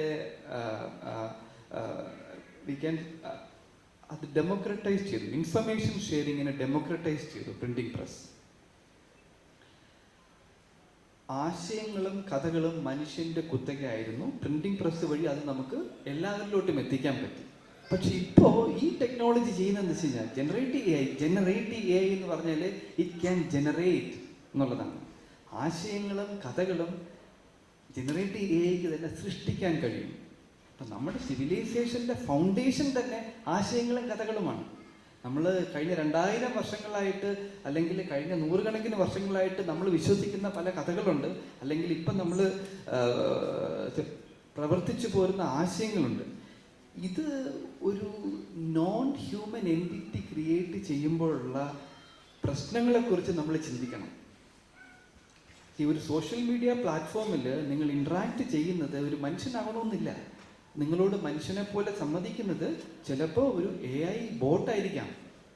നിങ്ങൾ 24 മണിക്കൂറും ഒരു പ്രത്യേക ആശയത്തിലോട്ട് അടുപ്പിക്കാനായിട്ട് പ്രേരിപ്പിക്കുന്നത് ഒരു മനുഷ്യനായിരിക്കണം എന്നില്ല. നിങ്ങൾ ചിലപ്പോൾ നിങ്ങൾ തിരിച്ച് ശ്രമിക്കുമ്പോൾ അത് ഫലവത്താകാത്തതിന് കാരണം അത് ഒരു മെഷീൻ ബോട്ടാണ് സംസാരിക്കുന്നത് എന്നുള്ളതാണ്. അതൊരു വശം. ഒരു AI ഇന്നൊവേഷൻ എന്നുള്ള നിലയിൽ പ്രധാനമായിട്ടും ഒത്തിരി കാര്യങ്ങൾ നമുക്ക് DeepSeekനെ കുറിച്ച് പറയാൻ പറ്റും. പക്ഷേ 2 കാര്യങ്ങളാണ് എനിക്ക് ഇവിടെ അണ്ടർലൈൻ ചെയ്ത് പറയാൻ താല്പര്യപ്പെടുന്നത്. ഒന്ന്, റീസണിങ്.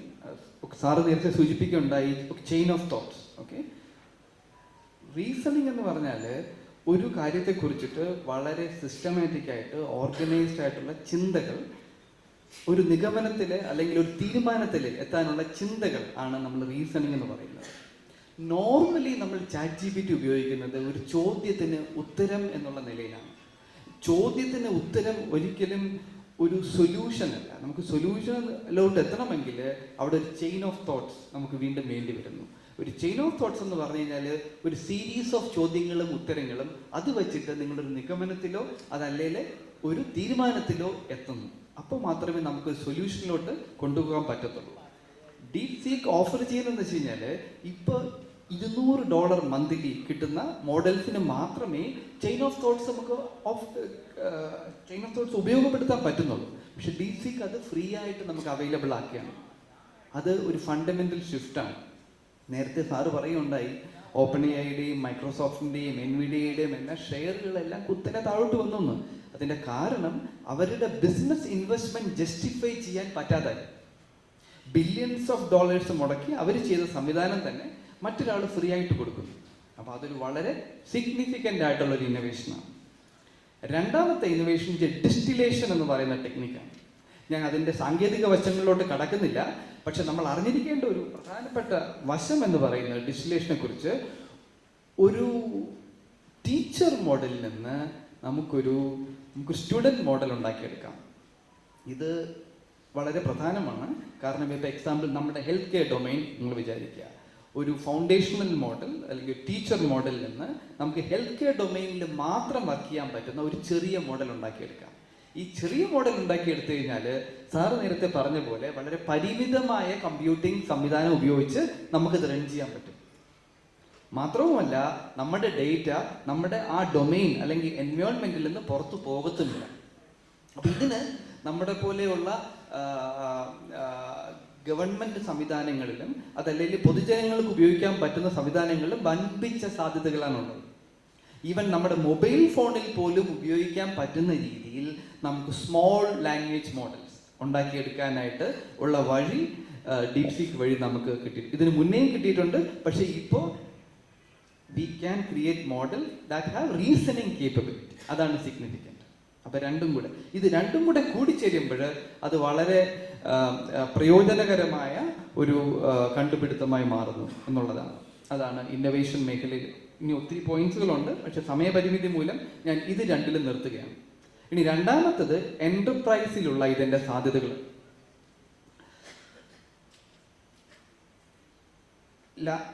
കഴിഞ്ഞൊരു 3-4 വർഷമായിട്ട് ഒരു നമുക്ക് ബസ് വേർഡ് എന്ന് പറയാം ഇൻഡസ്ട്രിയിൽ. AI അല്ലെങ്കിൽ GenAI എന്ന് പറഞ്ഞ ഒരു ബസ് വേർഡാണ്. എല്ലാവരും AI കുറിച്ച് സംസാരിക്കുന്നു. AI വെച്ചിട്ടുള്ള പ്രൊഡക്ടിവിറ്റി ഗെയിനെ കുറിച്ച്, എഫിഷ്യൻസി ഗെയിനെ കുറിച്ച് സംസാരിക്കുന്നു. ബട്ട് എൻ്റെ ഒരു കാഴ്ചപ്പാടെന്ന് പറയുന്നത്, ഇനി മുന്നോട്ടുള്ള കാലയളവിൽ ഇപ്പോൾ ഈ ChatGPT പോലെ ഒരു ചോദ്യം ചോദിച്ച് ഉത്തരം കിട്ടി അതിൽ നിന്ന് ഉള്ള ഒരു ഡെവലപ്മെൻറ്റിനപ്പുറം agentic AI, where we apply reasoning capability using chain of thoughts, അവിടെയാണ് കൂടുതലും ഡെവലപ്മെന്റ് നടക്കാൻ പോകുന്നത്. അതിൻ്റെ സാധ്യതകളാണ് കമ്പനികൾ പ്രയോജനപ്പെടുത്താൻ പോകുന്നത്. അപ്പോൾ എന്താണ് ഏജന്റിക് AI? ഏജന്റിക് AI എന്ന് പറയുന്നത് ഒരു പ്രോബ്ലം അതിനെ സിസ്റ്റമാറ്റിക് ആയിട്ട് നമ്മൾ പല സ്റ്റെപ്പായിട്ട് തിരിച്ച് അതിൻ്റെ ഓരോ സ്റ്റെപ്പിൻ്റെയും സാധ്യതകളെ അവലോകനം ചെയ്ത് അതിൽ ബെസ്റ്റ് ആയിട്ടുള്ള ഒരു തീരുമാനമെടുത്ത് ഓട്ടോണോമസ് ആയിട്ട് മുന്നോട്ട് പോകുന്ന സിസ്റ്റംസ്. ഞാൻ ഇത്രയും പറഞ്ഞതിൽ നിന്ന് തന്നെ നിങ്ങൾക്ക് അതിൻ്റെ സാധ്യതകളെ കുറിച്ച് ഊഹിക്കാൻ പറ്റും.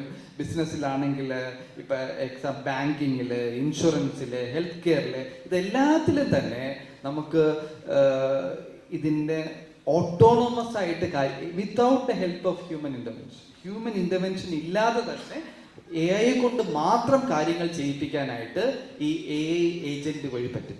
ഏജന്റിക് AI എന്നുള്ളതാണ്. ഇനി അങ്ങോട്ട് ഉള്ള ഡെവലപ്മെന്റ് നടക്കാൻ പോകുന്ന ഒരു പ്രധാനപ്പെട്ട ഏരിയ എന്ന് പറയുന്നത് ഏജന്റിക് AI തന്നെയായിരിക്കും. ഡീപ് സീക്ക് ആണെങ്കിൽ ഇത് വളരെ ഈസിലി അവൈലബിൾ ആക്കുന്നുണ്ട്. നേരത്തെ തന്നെ ഞാൻ പറഞ്ഞു, വളരെ ചുരുങ്ങിയ ചെലവിൽ നമുക്കിത് ഉപയോഗപ്പെടുത്താൻ പറ്റും. അപ്പോൾ ഇപ്പോൾ സ്റ്റാർട്ടപ്പുകളാകട്ടെ, കമ്പനികളാകട്ടെ, അവർക്ക് ഇതിന് മുന്നേ OpenAIയുടെ മോഡൽസ് ഉപയോഗിക്കേണ്ട ആൾക്കാർക്ക് ഇപ്പോൾ ഡീപ് സീക്കിന്റെ തന്നെ വളരെ ചുരുങ്ങിയ ചെലവിൽ അവൈലബിൾ ആയിട്ടുന്ന മോഡൽസ് ഉപയോഗിച്ചിട്ട് ഇങ്ങനെയുള്ള സൊല്യൂഷൻസ് ഡെവലപ്പ് ചെയ്യാൻ പറ്റും. അപ്പോൾ അതൊരു വൻപിച്ച സാധ്യതയാണ്. രണ്ടാമത്തേത് ഞാൻ നേരത്തെ പറഞ്ഞ ഡിസ്റ്റിലേഷൻ ടെക്നിക്കാണ്. നമുക്ക് ലാസ്റ്റ് ഒരു 1-2 വർഷത്തുള്ള ഡെവലപ്മെന്റ് നോക്കിക്കഴിഞ്ഞാൽ പല കമ്പനികൾക്കും അല്ലെങ്കിൽ പല ഓർഗനൈസേഷനും പല തരത്തിലുള്ള റെസ്ട്രിക്ഷൻസ് ഉണ്ട് AI ഉപയോഗിക്കുന്നില്ല. സാറ് തന്നെ നേരത്തെ പറഞ്ഞു, നമ്മുടെ EU AI ആക്ടിനെ കുറിച്ച് പറഞ്ഞു. ആ റെസ്ട്രിക്ഷൻസ് ഓവർകം ചെയ്തു വന്നിരുന്നത് റാഗ് എന്ന് പറയുന്ന ടെക്നിക്കുകളാണ്. റാഗ് എന്ന് പറഞ്ഞാൽ റിട്രീവൽ ഓഗ്മെന്റഡ് ജനറേഷൻ. നമ്മുടെ ഡേറ്റ പുറത്തു പോകാതെ AIയെ എങ്ങനെ പ്രയോജനപ്പെടുത്താം എന്നുള്ള ഒരു ടെക്നിക്കാണ്. ബട്ട് നൗ ഈ റാഗിനോടൊപ്പം തന്നെ നമ്മൾ ഈ ചെയിൻ ഓഫ് തോട്ട്സും റീസണിങ്ങും അപ്ലൈ ചെയ്തിട്ട് അതിൻ്റെ പുറത്ത് ഈ ഏജന്റിക് AI എന്ന് പറയുന്ന സംവിധാനം ഉപയോഗിച്ച് കഴിഞ്ഞാൽ നമുക്ക് വളരെ സിസ്റ്റമാറ്റിക് ആയിട്ട് വിത്ത് എക്സ്പ്ലനേഷൻ നമുക്ക് സൊല്യൂഷൻസ് കൊടുക്കാൻ പറ്റും. അപ്പോൾ ഇതൊരു വലിയ മാറ്റമാണ്. ഇതാണ് എൻ്റർപ്രൈസിൽ കാണുന്ന ഒരു പ്രധാനപ്പെട്ട മാറ്റം. മൂന്നാമത്തെ ടോപ്പിക്ക്, നമുക്ക് ഇതിനു വേണ്ടി എങ്ങനെ പ്രിപ്പയർ ആകാൻ പറ്റും. ഓക്കെ, ഇത് 2 തരത്തിലുള്ള പ്രിപ്പറേഷൻ ഉണ്ട്. അതിൽ ഒന്നാമത്തെ പ്രിപ്പറേഷൻ സാറ് പറഞ്ഞു, നമുക്ക് ഇതേമാതിരിയുള്ള ടെക്നോളജി ക്രിയേഷൻ്റെ ഭാഗം എങ്ങനെ ആകാൻ പറ്റും എന്നുള്ളത് സാറ് പറഞ്ഞു. അതിനെക്കൂട്ട് ഞാൻ കൂടുതൽ കടക്കുന്നില്ല. അത് വളരെ പ്രധാനപ്പെട്ട ഒരു ഭാഗമാണ്. ഇന്ത്യയെ പോലൊരു രാജ്യത്ത് നമ്മൾ ടെക്നോളജി ഉപയോഗിച്ച് ഒരു ജീവിക്കുന്ന, അല്ലെങ്കിൽ ഒരു IT ടെക്നോളജി ഉപയോഗിച്ച് ജീവിക്കുന്ന ഇത്രയും വലിയ ജനങ്ങളുടെ ഒരു രാജ്യത്ത് നമുക്ക് ഇതിലും കൂടുതൽ സ്വാധീനം ഇങ്ങനെയുള്ള ടെക്നോളജികൾ സൃഷ്ടിക്കുന്നതിൽ ചെലുത്താൻ പറ്റും എന്ന് ഞാനും വിശ്വസിക്കുന്നു സാറിനോടൊപ്പം. പക്ഷെ അതെങ്ങനെ ഉപയോഗപ്പെടുത്താം എന്നുള്ള മേഖലയിലാണ് ഞാൻ എൻ്റെ നിർദ്ദേശങ്ങൾ മുന്നോട്ട് വയ്ക്കുന്നത്. ഇപ്പോ ഇൻഡസ്ട്രിയിൽ കാണുന്ന ഒരു പ്രധാനപ്പെട്ട ഒരു ചലഞ്ച് എന്ന് പറയുന്നത് ഷെൽഫ് ലൈഫ് കുറവാണ് ടെക്നോളജിയുടെ. ഇപ്പോൾ നമ്മളൊരു പർട്ടിക്കുലർ ഒരു ടെക്നോളജി അല്ലെങ്കിൽ ഫ്രെയിംവർക്ക് പഠിച്ചു കഴിഞ്ഞാൽ, പണ്ട് കാലത്ത് ഇപ്പോൾ ഞാൻ കോളേജിൽ പഠിച്ച സമയത്താണ് ജാവ വന്നത്, 1996 അല്ലെങ്കിൽ 7 ഓർക്കുന്നു. ഇപ്പോഴും ജാവ ഉണ്ട്. കോളേജിൽ പഠിച്ച കോബോൾ 1960s തുടങ്ങി, ഇപ്പോഴും കോബോൾ സിസ്റ്റംസ് ഉണ്ട്. പക്ഷെ അതിന് ശേഷമുള്ള ലാംഗ്വേജസും ടെക്നോളജീസും ഫ്രെയിംവർക്കും നമുക്ക് ഷെൽഫ് ലൈഫ് കുറവാണ്. അതിൻ്റെ ഉപയോഗത്തിലിരിക്കുന്ന കാലാവധി കുറവാണ്. ഇതുകൊണ്ട് പ്രധാനമായിട്ടും 2-3 പ്രശ്നങ്ങളുണ്ട്. നമുക്ക് ഈ ടെക്നോളജീസും ഫ്രെയിംവർക്സും ഒന്നും ഒരു അക്കാഡമിക് കരിക്കുലത്തിൽ സിലബസിൽ ഉൾപ്പെടുത്താൻ പറ്റത്തില്ല. കാരണം ഒരു ടെക്നോളജി അല്ലെങ്കിൽ ഫ്രെയിംവർക്ക് ഒരു സിലബസിൽ ഉൾപ്പെടുത്തണമെങ്കിൽ അതൊരു 8 വർഷമെങ്കിലും പ്രാബല്യത്തിൽ വേണം, അല്ലേ സാർ? അപ്പോൾ അതിലും ഫാസ്റ്റായിട്ട് മാറുമ്പോൾ നമുക്ക് സിലബസിൽ അത് ഉൾപ്പെടുത്താൻ പറ്റത്തില്ല. അപ്പോൾ സിലബസിൽ കാണുന്നത് ഫൗണ്ടേഷണലായിട്ടുള്ള സാധനങ്ങൾ മാത്രമായിരിക്കും. അത് വെച്ചിട്ട് കുട്ടികൾ തന്നെ സ്വയം അതിനെ പുറത്ത് ബിൽഡപ്പ് ചെയ്യേണ്ടി വരും. ഇതിൻ്റെ മാറ്റത്തിൻ്റെ പേസ് എന്ന് പറയുന്നത് അസ്റ്റോണിഷിംഗ് ആണ്. ഇപ്പോൾ എൻ്റെ ടീമിലുള്ള അറ്റ്ലീസ്റ്റ് 5 റോളുകളെങ്കിലും ഒരു 3 വർഷം മുമ്പ് ഉണ്ടായിരുന്നില്ല. ആ റോളുകൾ തന്നെ, പുതിയ ജോലികൾ തന്നെ സൃഷ്ടിക്കപ്പെടുകയാണ് ഇപ്പം ജെനയായിട്ട് ബന്ധപ്പെട്ട്. ഞാൻ പറയുന്ന മാറ്റത്തിൻ്റെ പേസ് വെച്ചിട്ട് നമുക്ക് എന്ത് പഠിക്കണം എന്നുള്ളതിന് കൃത്യമായ ഉത്തരം തരാനായിട്ട് ആർക്കും പറ്റുന്നില്ല. അപ്പോൾ നമ്മൾ ചെയ്യേണ്ടത് ഈ മാറ്റത്തിനോടൊപ്പം സഞ്ചരിക്കുക, പറ്റുമെങ്കിൽ മാറ്റത്തിന് എന്താണ് മാറാൻ പോകുന്നതെന്ന് കണ്ടുപിടിക്കാനുള്ള ഒരു ബ്രോഡ് സ്പെക്ട്രം അണ്ടർസ്റ്റാൻഡിങ് എന്ന് പറയും. നമുക്ക് മാർക്കറ്റിലോട്ട് എപ്പോഴും ഒരു കണ്ണ് വേണം എന്ന് നമുക്ക് പറയാൻ പറ്റും. ആ ഒരു ബ്രോഡ് സ്പെക്ട്രം അണ്ടർസ്റ്റാൻഡിങ് നമ്മൾ ഡെവലപ്പ് ചെയ്യണം, 1. 2, അതോടൊപ്പം തന്നെ നിങ്ങളുടെ തന്നെ കോർ കോമ്പറ്റൻസി ഉള്ള 1-2 മേഖലകൾ നിങ്ങൾ കണ്ടുപിടിക്കണം. ഓക്കെ, എന്നാൽ മാത്രമേ ഈ ഒരു മാറ്റത്തിൻ്റെ പേസുമായിട്ട് നിങ്ങൾക്ക് മാച്ച് ചെയ്യാൻ പറ്റത്തുള്ളൂ. നിങ്ങളുടെ സിലബസ് ആണെങ്കിൽ അതൊരു ഫൗണ്ടേഷൻ മാത്രമാണ്, അതിന് പുറത്ത് നിങ്ങൾ ബിൽഡ് ചെയ്യേണ്ടി വരും. അപ്പോൾ ഈ ഒരു സ്കിൽ മോഡലിൻ്റെ പൈ മോഡൽ എന്ന് നമുക്ക് പറയാൻ പറ്റും. You have a broad spectrum understanding about a number of topics and then you have couple of core competencies. അതാണ് ഒന്നാമത്തെ കാര്യം. രണ്ടാമത്തേത് ഈ ഒരു ഏജന്റിക് AI മാതിരിയുള്ള ഡെവലപ്മെന്റിലോട്ട് വരികയാണെന്നുണ്ടെങ്കിൽ ഫൗണ്ടേഷണൽ കോമ്പറ്റൻസി എന്ന് പറഞ്ഞ പ്രോഗ്രാമിംഗ് തന്നെയാണ്. നിങ്ങൾക്ക് ജാവാസ്ക്രിപ്റ്റിലും പൈത്തണിലുമുള്ള കോമ്പറ്റൻസി ഈസ് എ മസ്റ്റ്. അതില്ലാതെ നിങ്ങൾക്ക് മുകളിലോട്ട് പോകാൻ പറ്റത്തില്ല. ഒന്ന്. രണ്ടാമത്തേത്, അതിന് പുറത്ത് നിങ്ങൾ ഒരു കമ്മ്യൂണിറ്റി ബേസ്ഡ് ലേണിംഗിലോട്ട് വന്നേ പറ്റത്തുള്ളൂ. എല്ലാ കാര്യങ്ങളും നിങ്ങൾക്ക് തനിയെ പഠിക്കാൻ പറ്റത്തില്ല.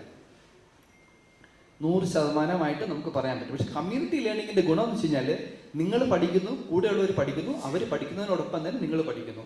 അവരുടെ പരാജയങ്ങൾ നിങ്ങൾ പഠിക്കുന്നു. എല്ലാ പരാജയങ്ങളും നിങ്ങൾ ഏറ്റുവാങ്ങി നിങ്ങൾക്ക് മുന്നോട്ട് പഠിച്ചു പോകാൻ പറ്റത്തില്ല. അപ്പൊ അവരുടെ പരാജയങ്ങൾ നിങ്ങൾക്ക് പ്രധാനമാണ്, അത് നിങ്ങൾക്ക് പഠിക്കാൻ പറ്റുന്നു. Community learning is critical when you work in emerging technology area. Okay, രണ്ടാമത്തെ പോയിന്റ്. മൂന്നാമത്തെ പറയുന്നത് ചെയ്ത് തന്നെ പഠിക്കണം. അത് ഓപ്പൺ സോഴ്സ് കോൺട്രിബ്യൂഷൻ ആണെങ്കിൽ അത്രയും നല്ലത്. ഓപ്പൺ സോഴ്സിലോട്ട് കോൺട്രിബ്യൂട്ട് ചെയ്യാനുള്ള കോൺഫിഡൻസ് ഇല്ലായില്ലേ നിങ്ങളെ തന്നെ സ്റ്റാർട്ടപ്സിലും നിങ്ങളെ തന്നെ കലാലയങ്ങളിലും നിങ്ങൾക്ക് ഓപ്പൺ സോഴ്സ് കമ്മ്യൂണിറ്റീസ് ഉണ്ടാക്കാം. അവിടെ തന്നെ നിങ്ങൾക്ക് ഇതേപോലെയുള്ള ചില ഫ്രെയിംവർക്കുകൾ ഉണ്ടാക്കാം. അതിൽ നിന്ന് നിങ്ങൾക്ക് ബാക്കിയുള്ളവരുടെ ഒപ്പീനിയൻ എടുക്കാം. കാരണം ഇതൊരു ക്രിയേറ്റീവായിട്ടുള്ള സൃഷ്ടി എന്നുള്ള നിലയിൽ ബാക്കിയുള്ളവരുടെ ഒപ്പീനിയൻ എടുത്ത് അത് ഫർദർ ഡെവലപ്പ് ചെയ്യുക എന്നുള്ളതാണ് പ്രധാനപ്പെട്ട കാര്യം. ഓക്കെ, അതാണ് അപ്പോൾ എനിക്ക് മുന്നോട്ട് വയ്ക്കാനുള്ള രണ്ടാമത്തെ നിർദ്ദേശം. കമ്മ്യൂണിറ്റി ലേണിങ്ങും ബാക്കിയുള്ളവരുടെ നിർദ്ദേശങ്ങൾ ഏറ്റുവാങ്ങുന്ന പ്ലാറ്റ്ഫോം ഉണ്ടാക്കി അത് വെച്ചിട്ട് പഠിച്ച് മുന്നോട്ട് പോവുക, ചെയ്ത് തന്നെ പഠിക്കുക. മൂന്നാമത് എനിക്ക് മുന്നോട്ട് വയ്ക്കാനുള്ളത്, ഈ ഒത്തിരി പബ്ലിക് ലേണിംഗ് പ്ലാറ്റ്ഫോംസ് ഇപ്പോൾ അവൈലബിൾ ഉണ്ട്. വേറെ നമുക്ക് കാശ് ഒത്തിരി മുടക്കാതെ തന്നെ പഠിക്കാൻ പറ്റുന്നത്. അവിടെ നിന്നെല്ലാം ഒത്തിരി മെറ്റീരിയൽസ് നിങ്ങൾക്ക് കിട്ടും. അതിൻ്റെ സാധ്യതകളെ ഉപയോഗപ്പെടുത്തി തന്നെ നിങ്ങൾ മുന്നോട്ട് പോകണം എന്നാണ് എനിക്ക് മുന്നോട്ട് വയ്ക്കാനുള്ള നിർദ്ദേശം. അതുവഴി നിങ്ങളുടെ സ്കിൽസ് നിങ്ങളുടെ സിലബസിനും അപ്പുറം അപ് ടു ഡേറ്റ് ആയിട്ട് വെക്കാനായിട്ട് DeepSeek പോലെയുള്ള ടോപ്പിക്സിൽ നിങ്ങൾക്ക് പറ്റും. അതുവഴി മാത്രമേ നിങ്ങൾക്ക് പറ്റത്തുള്ളൂ. കാരണം DeepSeek ഉണ്ടാക്കിയ സമയത്ത് നമുക്ക് സിലബസുമായിട്ട് യാതൊരു കണക്ഷനും നമുക്ക് കാണാനായിട്ട് കഴിയുകയില്ല. കൂടുതൽ ചോദ്യങ്ങളുണ്ടെങ്കിൽ ഇൻട്രാക്ഷൻ സമയത്ത് നമുക്ക് കവർ ചെയ്യാം. സമയപരിമിതി പോലെ ഞാൻ നിർത്തുകയാണ്. ഞാൻ ലിജേഷ് സാറിനോട്ട് പാസ് ചെയ്യുന്നു. നന്ദി സുനിൽ രവീന്ദ്രൻ. നമ്മുടെ മൂന്നാമത്തെ പാനലിസ്റ്റിലേക്ക് പോകുന്നതിന് മുന്നേ ഇവർ രണ്ടുപേരും സംസാരിച്ചിരുന്നു. അഷ്റഫ് സാറും അതുപോലെ തന്നെ സുനിൽ രവീന്ദ്രനും സംസാരിച്ചത് കൃത്യമായിട്ട് ഇതിൻ്റെ ഡെമോക്രറ്റൈസേഷൻ എന്നുള്ള രീതിയിലാണ്. സാങ്കേതിക വിദ്യയെ ജനാധിപത്യവൽക്കരിക്കുമ്പോൾ അത് കൂടുതൽ ജനങ്ങളിലേക്ക് എത്തിക്കുന്നു എന്നുള്ളതാണ്. ഇത് രണ്ട് വശങ്ങളുണ്ട്. ഒന്ന്, ഗൂഗിൾ മുന്നോട്ട് വയ്ക്കുന്ന ഒരു പ്രത്യേക ബിസിനസ് മോഡൽ എന്താണ്, ഭാഷാ ഇന്ത്യ എന്ന് മൈക്രോസോഫ്റ്റ് വെക്കുന്നു. ഇന്ത്യൻ ഭാഷകളിലേക്ക് വലിയ തോതിലുള്ള ഗവേഷണ ഫണ്ട് അവർ ഏർപ്പെടുത്തുന്നു. ഇൻ്റർനെറ്റ് വളരുമ്പോൾ ഗൂഗിൾ വളരുന്നു എന്നുള്ള രീതിയിലേക്ക് മുന്നോട്ട് പോകും.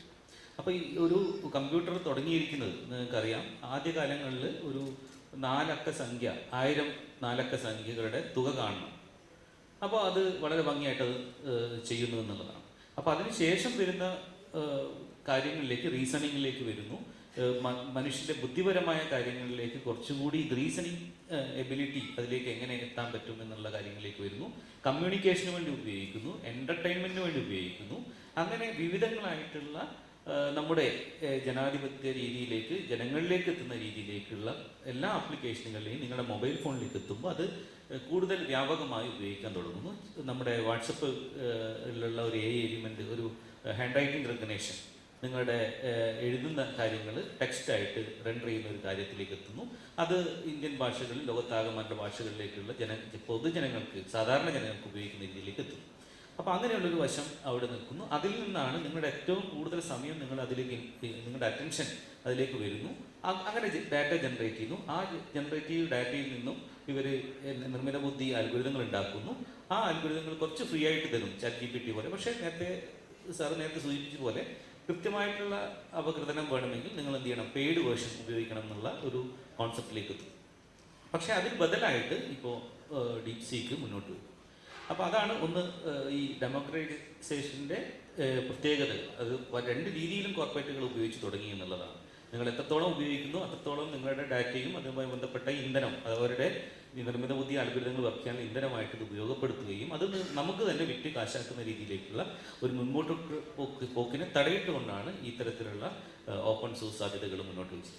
തീർച്ചയായിട്ടും നിങ്ങൾ അടുത്ത ഒരു ഘട്ടത്തിലേക്ക് പോകുമ്പോൾ നമ്മുടെ ക്രിയേറ്റീവ് സ്പേസിൽ ഇത്തരത്തിലുള്ള നിർമ്മിത ബുദ്ധി അൽഗോരിതങ്ങളുടെ അല്ലെങ്കിൽ ഉൽപ്പന്നങ്ങളുടെ എന്താണ് അതിനുള്ള സാധ്യതകൾ, നിങ്ങൾ പറയുന്ന നമ്മളൊക്കെ ആകുലപ്പെടുന്ന ഒരു കാര്യം, വെറുതെ ആകുലപ്പെടുന്ന ഒരു കാര്യമുണ്ട്. എന്താണ് ആർട്ടിഫിഷ്യൽ ജനറൽ ഇൻ്റലിജൻസിലേക്ക് ഇത് പോകും എന്നുള്ള, കോൺഷ്യസ്നെസ്സിലേക്കൊക്കെ പോകും എന്നുള്ള ഒരു വ്യാകുലത നമ്മുടെ എല്ലാവരും ഇടയിലൊക്കെ ചില സമയത്ത് കടന്നു വരുന്നുണ്ട്. ഞാനൊരു ഉദാഹരണം പറഞ്ഞുകൊണ്ട് അതിനൊന്ന് ഒന്ന് കൂടുതൽ വിശദീകരിക്കാൻ ശ്രമിക്കാം. നിങ്ങൾക്ക് പർവ്വതാരോഹണത്തിൽ വലിയ സ്കില്ലുണ്ട്. അത് നിങ്ങൾ ഉയരങ്ങളിലേക്ക് നിങ്ങൾക്ക് കയറി എത്തിപ്പെടാനുള്ള ഒരു സ്കില്ല് നിങ്ങൾ ഉണ്ടാക്കി. അത് ഉപയോഗിച്ചിട്ട് നമുക്ക് ചന്ദ്രനിലേക്ക് പോകാൻ പറ്റുമോ എന്നുള്ളൊരു കാര്യം. മിക്കവാറും അതിന് വേണ്ടത് വേറെ തരം സ്കില്ലുകളാണ്. അപ്പോൾ ആ തരത്തിലേക്ക് ഇപ്പോഴുള്ള നിങ്ങളുടെ പുതിയ അൽഗോരിതങ്ങൾ ഉപയോഗിച്ചുകൊണ്ട് നിങ്ങൾ ജനറൽ കോൺഷ്യസ്നെസ്സിലേക്ക് കൊണ്ടുപോകാൻ പറ്റും. നിങ്ങളുടെ ക്രിയേറ്റീവ് മണ്ഡലം, മനുഷ്യൻ്റെ ആകമാനമുള്ള ക്രിയേറ്റീവ് സ്പേസിലേക്ക് ഇത് കടന്നു വരും എന്നൊക്കെ പറയുന്ന രീതിയിലേക്ക് പോകുമ്പോൾ നമുക്ക് അതിനെ ഇത്തരത്തിലുള്ള ഉദാഹരണങ്ങൾ സഹിതം നമുക്ക് വിമർശിക്കാൻ പറ്റും എന്നുള്ളതാണ്. തീർച്ചയായിട്ടും കേരള യൂത്ത് സ്റ്റാർട്ടപ്പ് ഫെസ്റ്റിവലാണ്. അത് യുവജനങ്ങളാണ് ഇവിടെ മുഴുവൻ കൂടിയിരിക്കുന്നത്. നിങ്ങൾക്കൊക്കെ വളരെ സന്തോഷം നൽകുന്ന കുറച്ച് കാര്യങ്ങളായിരിക്കും വരുൺ രമേശ് നമ്മളോട് പങ്കുവയ്ക്കുക. കൃത്യമായിട്ട് ഈ മേഖലയിൽ, ഈ ക്രിയേറ്റീവ് മേഖലയിലേക്ക് നിർമ്മിത ബുദ്ധി സാധ്യതകളെ പറ്റിയിട്ടുള്ള ഒരു വിശദീകരണം അദ്ദേഹത്തിൻ്റെ ഭാഗത്തുനിന്നുണ്ടാകുമെന്ന് വിചാരിക്കുന്നു. വരുൺ രമേശിനെ സ്വാഗതം ചെയ്യും.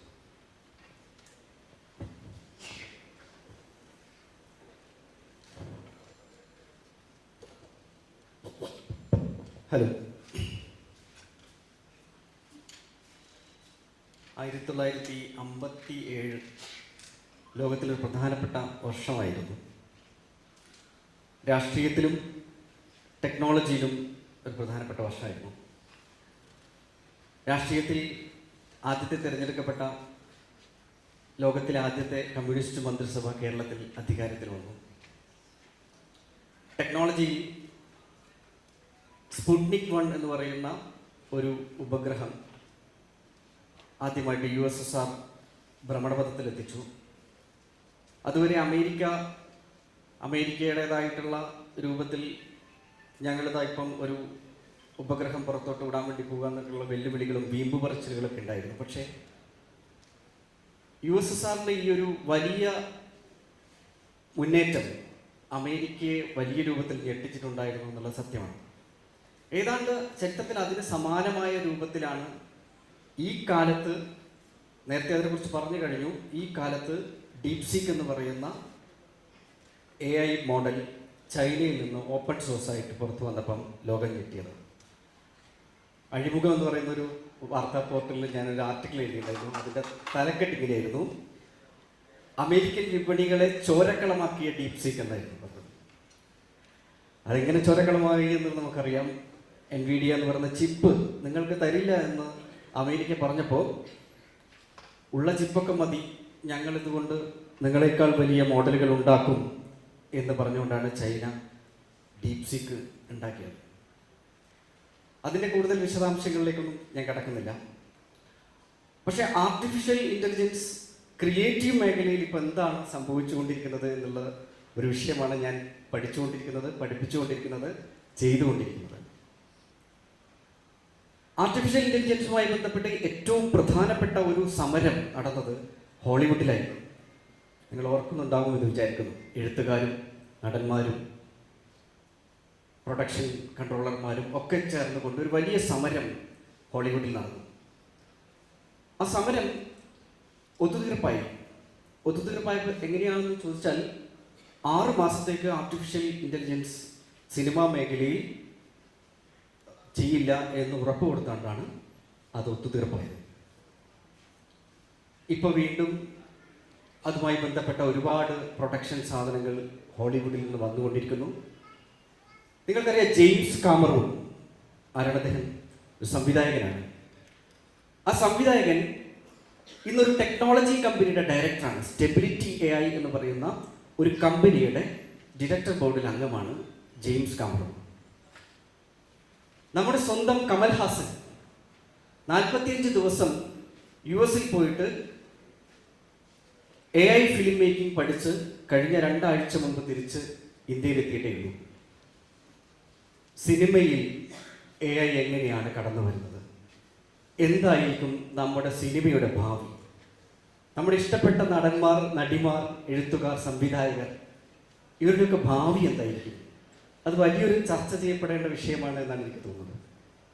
അപ്പം ഇന്ന് ഇവിടെ വരുന്നതിന് മുമ്പ് ഞാൻ ഒരു സയൻസ് ഫിക്ഷൻ ആർട്ടിക്കിൾ എഴുതാൻ വേണ്ടി DeepSeekനോട് പറഞ്ഞു. ChatGPT അതിന് ക്രിയേറ്റീവായിട്ട് വളരെ നല്ല മോഡൽ എഴുതി തന്നു. Grok 3 വേറൊരു ലെവലിൽ എഴുതി തന്നു. പക്ഷേ സയൻസ് ഫിക്ഷനിലേക്ക് വരുമ്പോൾ കുറച്ചുകൂടെ നന്നായിട്ട് ഇതിൻ്റെ തിരക്കഥ എഴുതാൻ DeepSeekന് പറ്റുന്നു. അതെന്താണെന്നുള്ളത് നമ്മൾ അന്വേഷിക്കണം. എനിക്കതിന് സാങ്കേതികമായ കാര്യങ്ങൾ അറിയില്ല. പക്ഷേ സയൻസ് ഫിക്ഷൻ തിരക്കഥകൾ എഴുതാൻ വേണ്ടിയിട്ട് ഏറ്റവും ഗംഭീരമായിട്ട് DeepSeekന് പറ്റും. അപ്പോൾ അതിനെ ട്രെയിൻ ചെയ്ത മോഡലുകൾ പിന്നെ ഒരുപാട് സയൻസ് ഫിക്ഷൻ തിരക്കഥകൾ ഉണ്ടാകും എന്നാണ് ഞാൻ വിചാരിക്കുന്നത്. അപ്പോൾ ഇത് അനന്തമായ സാധ്യതയാണ് നമുക്ക് തരുന്നത്.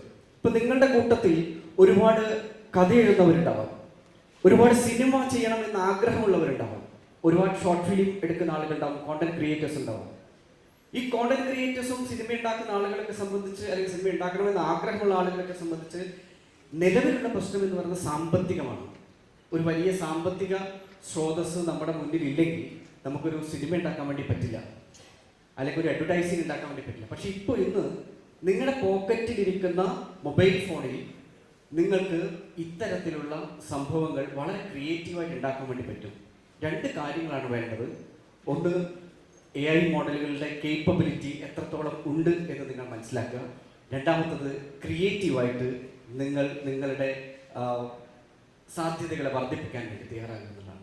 ഈ രണ്ട് കാര്യങ്ങളുണ്ടെങ്കിൽ നിങ്ങൾക്ക് ഇവിടുത്തെ ഏത് പ്രൊഡക്ഷൻ കമ്പനി, ഇൻക്ലൂഡിങ് ഹോളിവുഡിലെ പ്രൊഡക്ഷൻ കമ്പനികൾ ചെയ്യുന്ന പോലുള്ള VFX പോലത്തെ സംഭവങ്ങൾ, സ്റ്റോറി ബോർഡ് മേക്കിംഗ് പോലുള്ള സംഭവങ്ങൾ, ക്യാരക്ടർ ഉണ്ടാക്കുന്ന പോലത്തെ സംഭവങ്ങൾ, ഇതെല്ലാം നിങ്ങൾക്കും ചെയ്യാൻ വേണ്ടി പറ്റുന്ന രൂപത്തിലേക്ക് ഇതിനെ മാറിയിട്ടുണ്ടെന്നാണ്. ഇപ്പോൾ OpenAIയുടെ സോറ എന്ന് പറഞ്ഞൊരു മോഡലുണ്ട്. എന്താണ് സോറ? ടെക്സ്റ്റുകൾ അടിച്ചു കൊടുത്തു കഴിഞ്ഞാൽ ആ ടെക്സ്റ്റിൽ നിന്ന് മനോഹരമായ ദൃശ്യങ്ങൾ, വീഡിയോകൾ ഉണ്ടാക്കി തരുമെന്നുള്ളതാണ് ആ മോഡലിൻ്റെ പ്രത്യേകത. ആ മോഡൽ വലിയ കോളിളക്കം സൃഷ്ടിച്ചുകൊണ്ട്, അല്ലെങ്കിൽ വലിയ വീരവാദങ്ങൾ പറഞ്ഞുകൊണ്ടായിരുന്നു സോറ എന്ന് പറയുന്ന OpenAIയുടെ മോഡൽ വന്നത്. അത് കുറേ കാലം, ഒരു 4-5 മാസത്തിന് ശേഷമാണ് അത് പുറത്തോട്ട് പബ്ലിക്കിന് അവൈലബിൾ ആയത്. ഈ കാലയളവിൽ ഈ വീമ്പ് പറച്ചിലിനിടയിൽ, നേരത്തെ പറഞ്ഞ ഈ സ്പുട്നിക്കിന്റെ കാര്യം പറഞ്ഞ പോലെ, ഈ അമേരിക്കൻ വീമ്പ് പറച്ചിലിനിടയിലാണ് ചൈനയുടെ ഒരു മോഡലായ ക്ലിങ് എന്ന് പറഞ്ഞൊരു മോഡല് വളരെ ഗംഭീരമായ സോറയെ കടത്തിവിട്ടുന്ന രൂപത്തിലുള്ള ഹൈപ്പർ റിയലിസ്റ്റിക് ആയിട്ടുള്ള ദൃശ്യങ്ങൾ ഉണ്ടാക്കാം ടെക്സ്റ്റുകളിൽ നിന്ന് എന്ന് പറഞ്ഞുകൊണ്ട് ക്ലിങ് എന്ന് പറഞ്ഞൊരു മോഡൽ വരുന്നത്. ഇതേ ചൈനയിൽ നിന്ന് തന്നെ നിരവധി മോഡലുകൾ, അതിനുശേഷം നിരവധി മോഡലുകൾ വന്നുകൊണ്ടിരിക്കുന്നു. ഇതുണ്ടാക്കുന്ന ഒരു മാറ്റം എന്ന് പറയുന്നത് വളരെ വലിയൊരു മാറ്റമായിട്ടാണ് എനിക്ക് തോന്നുന്നത്. കാരണം നിലവിൽ നമ്മൾ ഒരു ക്യാമറയോ നടനോ നടിയോ അല്ലെങ്കിൽ അതുപോലത്തെ വലിയ സംവിധാനങ്ങളും വലിയ സാമ്പത്തിക സ്രോതസ്സുകളും വേണ്ട ഒരു സ്ഥലത്ത് ഇന്ന് നമുക്ക് അത്തരത്തിലുള്ള ക്രിയേറ്റീവ് പ്രോസസ്സുകളെ മറ്റൊരു തരത്തിൽ കൂടെ ചെയ്യാൻ വേണ്ടി ഈ ആർട്ടിഫിഷ്യൽ ഇൻ്റലിജൻസ് എന്ന് പറയുന്ന സാങ്കേതിക വിദ്യ നമ്മളെ പ്രാപ്തരാക്കുന്നു എന്നുള്ളതാണ്.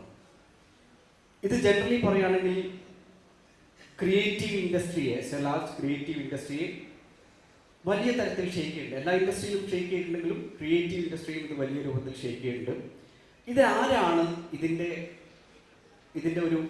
ഒരു റിസൾട്ട് അല്ലെങ്കിൽ ഫലം കൊണ്ടുപോകാൻ വേണ്ടി പോകുന്നതെന്ന് ചോദിച്ചു കഴിഞ്ഞാൽ അത് വലിയ പ്രസ്ഥാനങ്ങളോ വലിയ സ്റ്റുഡിയോകളോ ആയിരിക്കില്ല എന്നാണ് എനിക്ക് തോന്നുന്നത്. കാരണം നിലവിൽ അവർ വലിയ ഇൻവെസ്റ്റ്മെൻറ്റ് നടത്തിയിട്ടുണ്ട്. ഇപ്പോൾ VFXലാണെങ്കിൽ വലിയ വലിയ ഗ്രാഫിക്സ് സിസ്റ്റങ്ങൾ അതിന് വേണ്ടി വരും.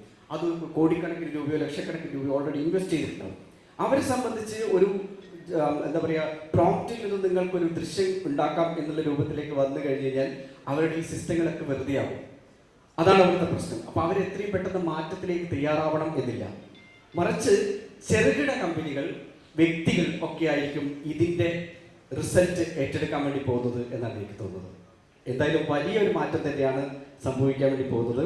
കൂടുതൽ ചോദ്യങ്ങളിലേക്ക് നമുക്ക് വരാം. സമയം മോഡലുകൾ ഇപ്പോൾ ക്യാപിറ്റലിസ്റ്റ് ഫ്രെയിം വർക്കിലാണല്ലോ ഇപ്പോൾ പ്രവർത്തിക്കുന്നത്. പറഞ്ഞാൽ പല ഡാറ്റ അവർ യൂസ് ചെയ്തിട്ട് അവർ അത് വെച്ച് അവർ വിറ്റിട്ട് ആ ക്യാപിറ്റൽ കുമിഞ്ഞുകൊണ്ട് ഇപ്പോൾ കോർപ്പറേറ്റ്സിൻ്റെ കയ്യിലാണ്.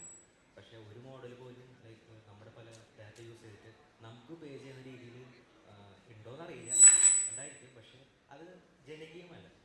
ഇപ്പോൾ നേരത്തെ പറഞ്ഞു ക്രിയേറ്റീവ് അല്ലാത്ത പലരും സിനിമ അങ്ങനത്തെ സ്കിൽസ് ഇല്ലാത്ത അവർക്കിപ്പോൾ അവരുടെ ഡാറ്റ ഉപയോഗിച്ച്, പക്ഷേ അവർക്ക് ഒരു അതിനനുസരിച്ചൊരു പേ കിട്ടുന്നില്ലല്ലോ.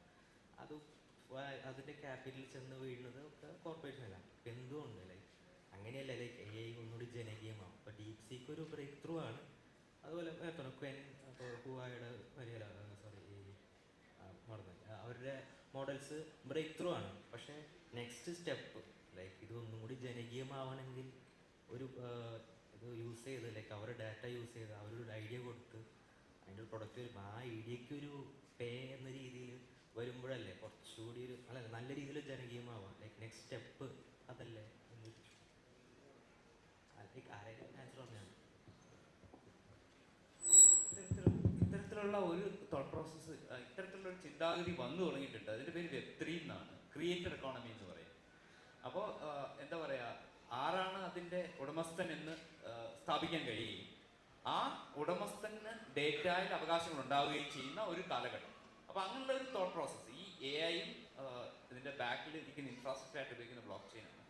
അതായത് നമ്മൾ പറയുന്നു ഇന്ന ആളുടെ ഡേറ്റ ആണ്, ഇന്ന ആളുടെ ഡേറ്റ ഉപയോഗിച്ച് എന്തെങ്കിലും ചെയ്യുകയാണെങ്കിൽ ആ ഡേറ്റയുടെ ഓണറിന് അതിന് ഓണർഷിപ്പ് ഉണ്ടാവണം, കൺട്രോൾ ഉണ്ടാവണം. അപ്പോൾ Web3യെ കുറിച്ച് വായിച്ചാൽ അത്തരത്തിലുള്ള കുറച്ച് ഡെവലപ്മെന്റ്സ് ലോകത്ത് നടക്കുന്നുണ്ട്. ക്രിയേറ്റർ എക്കോണമിയെ എന്താ പറയുക, അതിനെ പ്രൊമോട്ട് ചെയ്യുന്ന രീതിയിലുള്ള താങ്ക് യു സർ. നമുക്ക് ഈ ഒരു സെഷൻ ഇവിടെ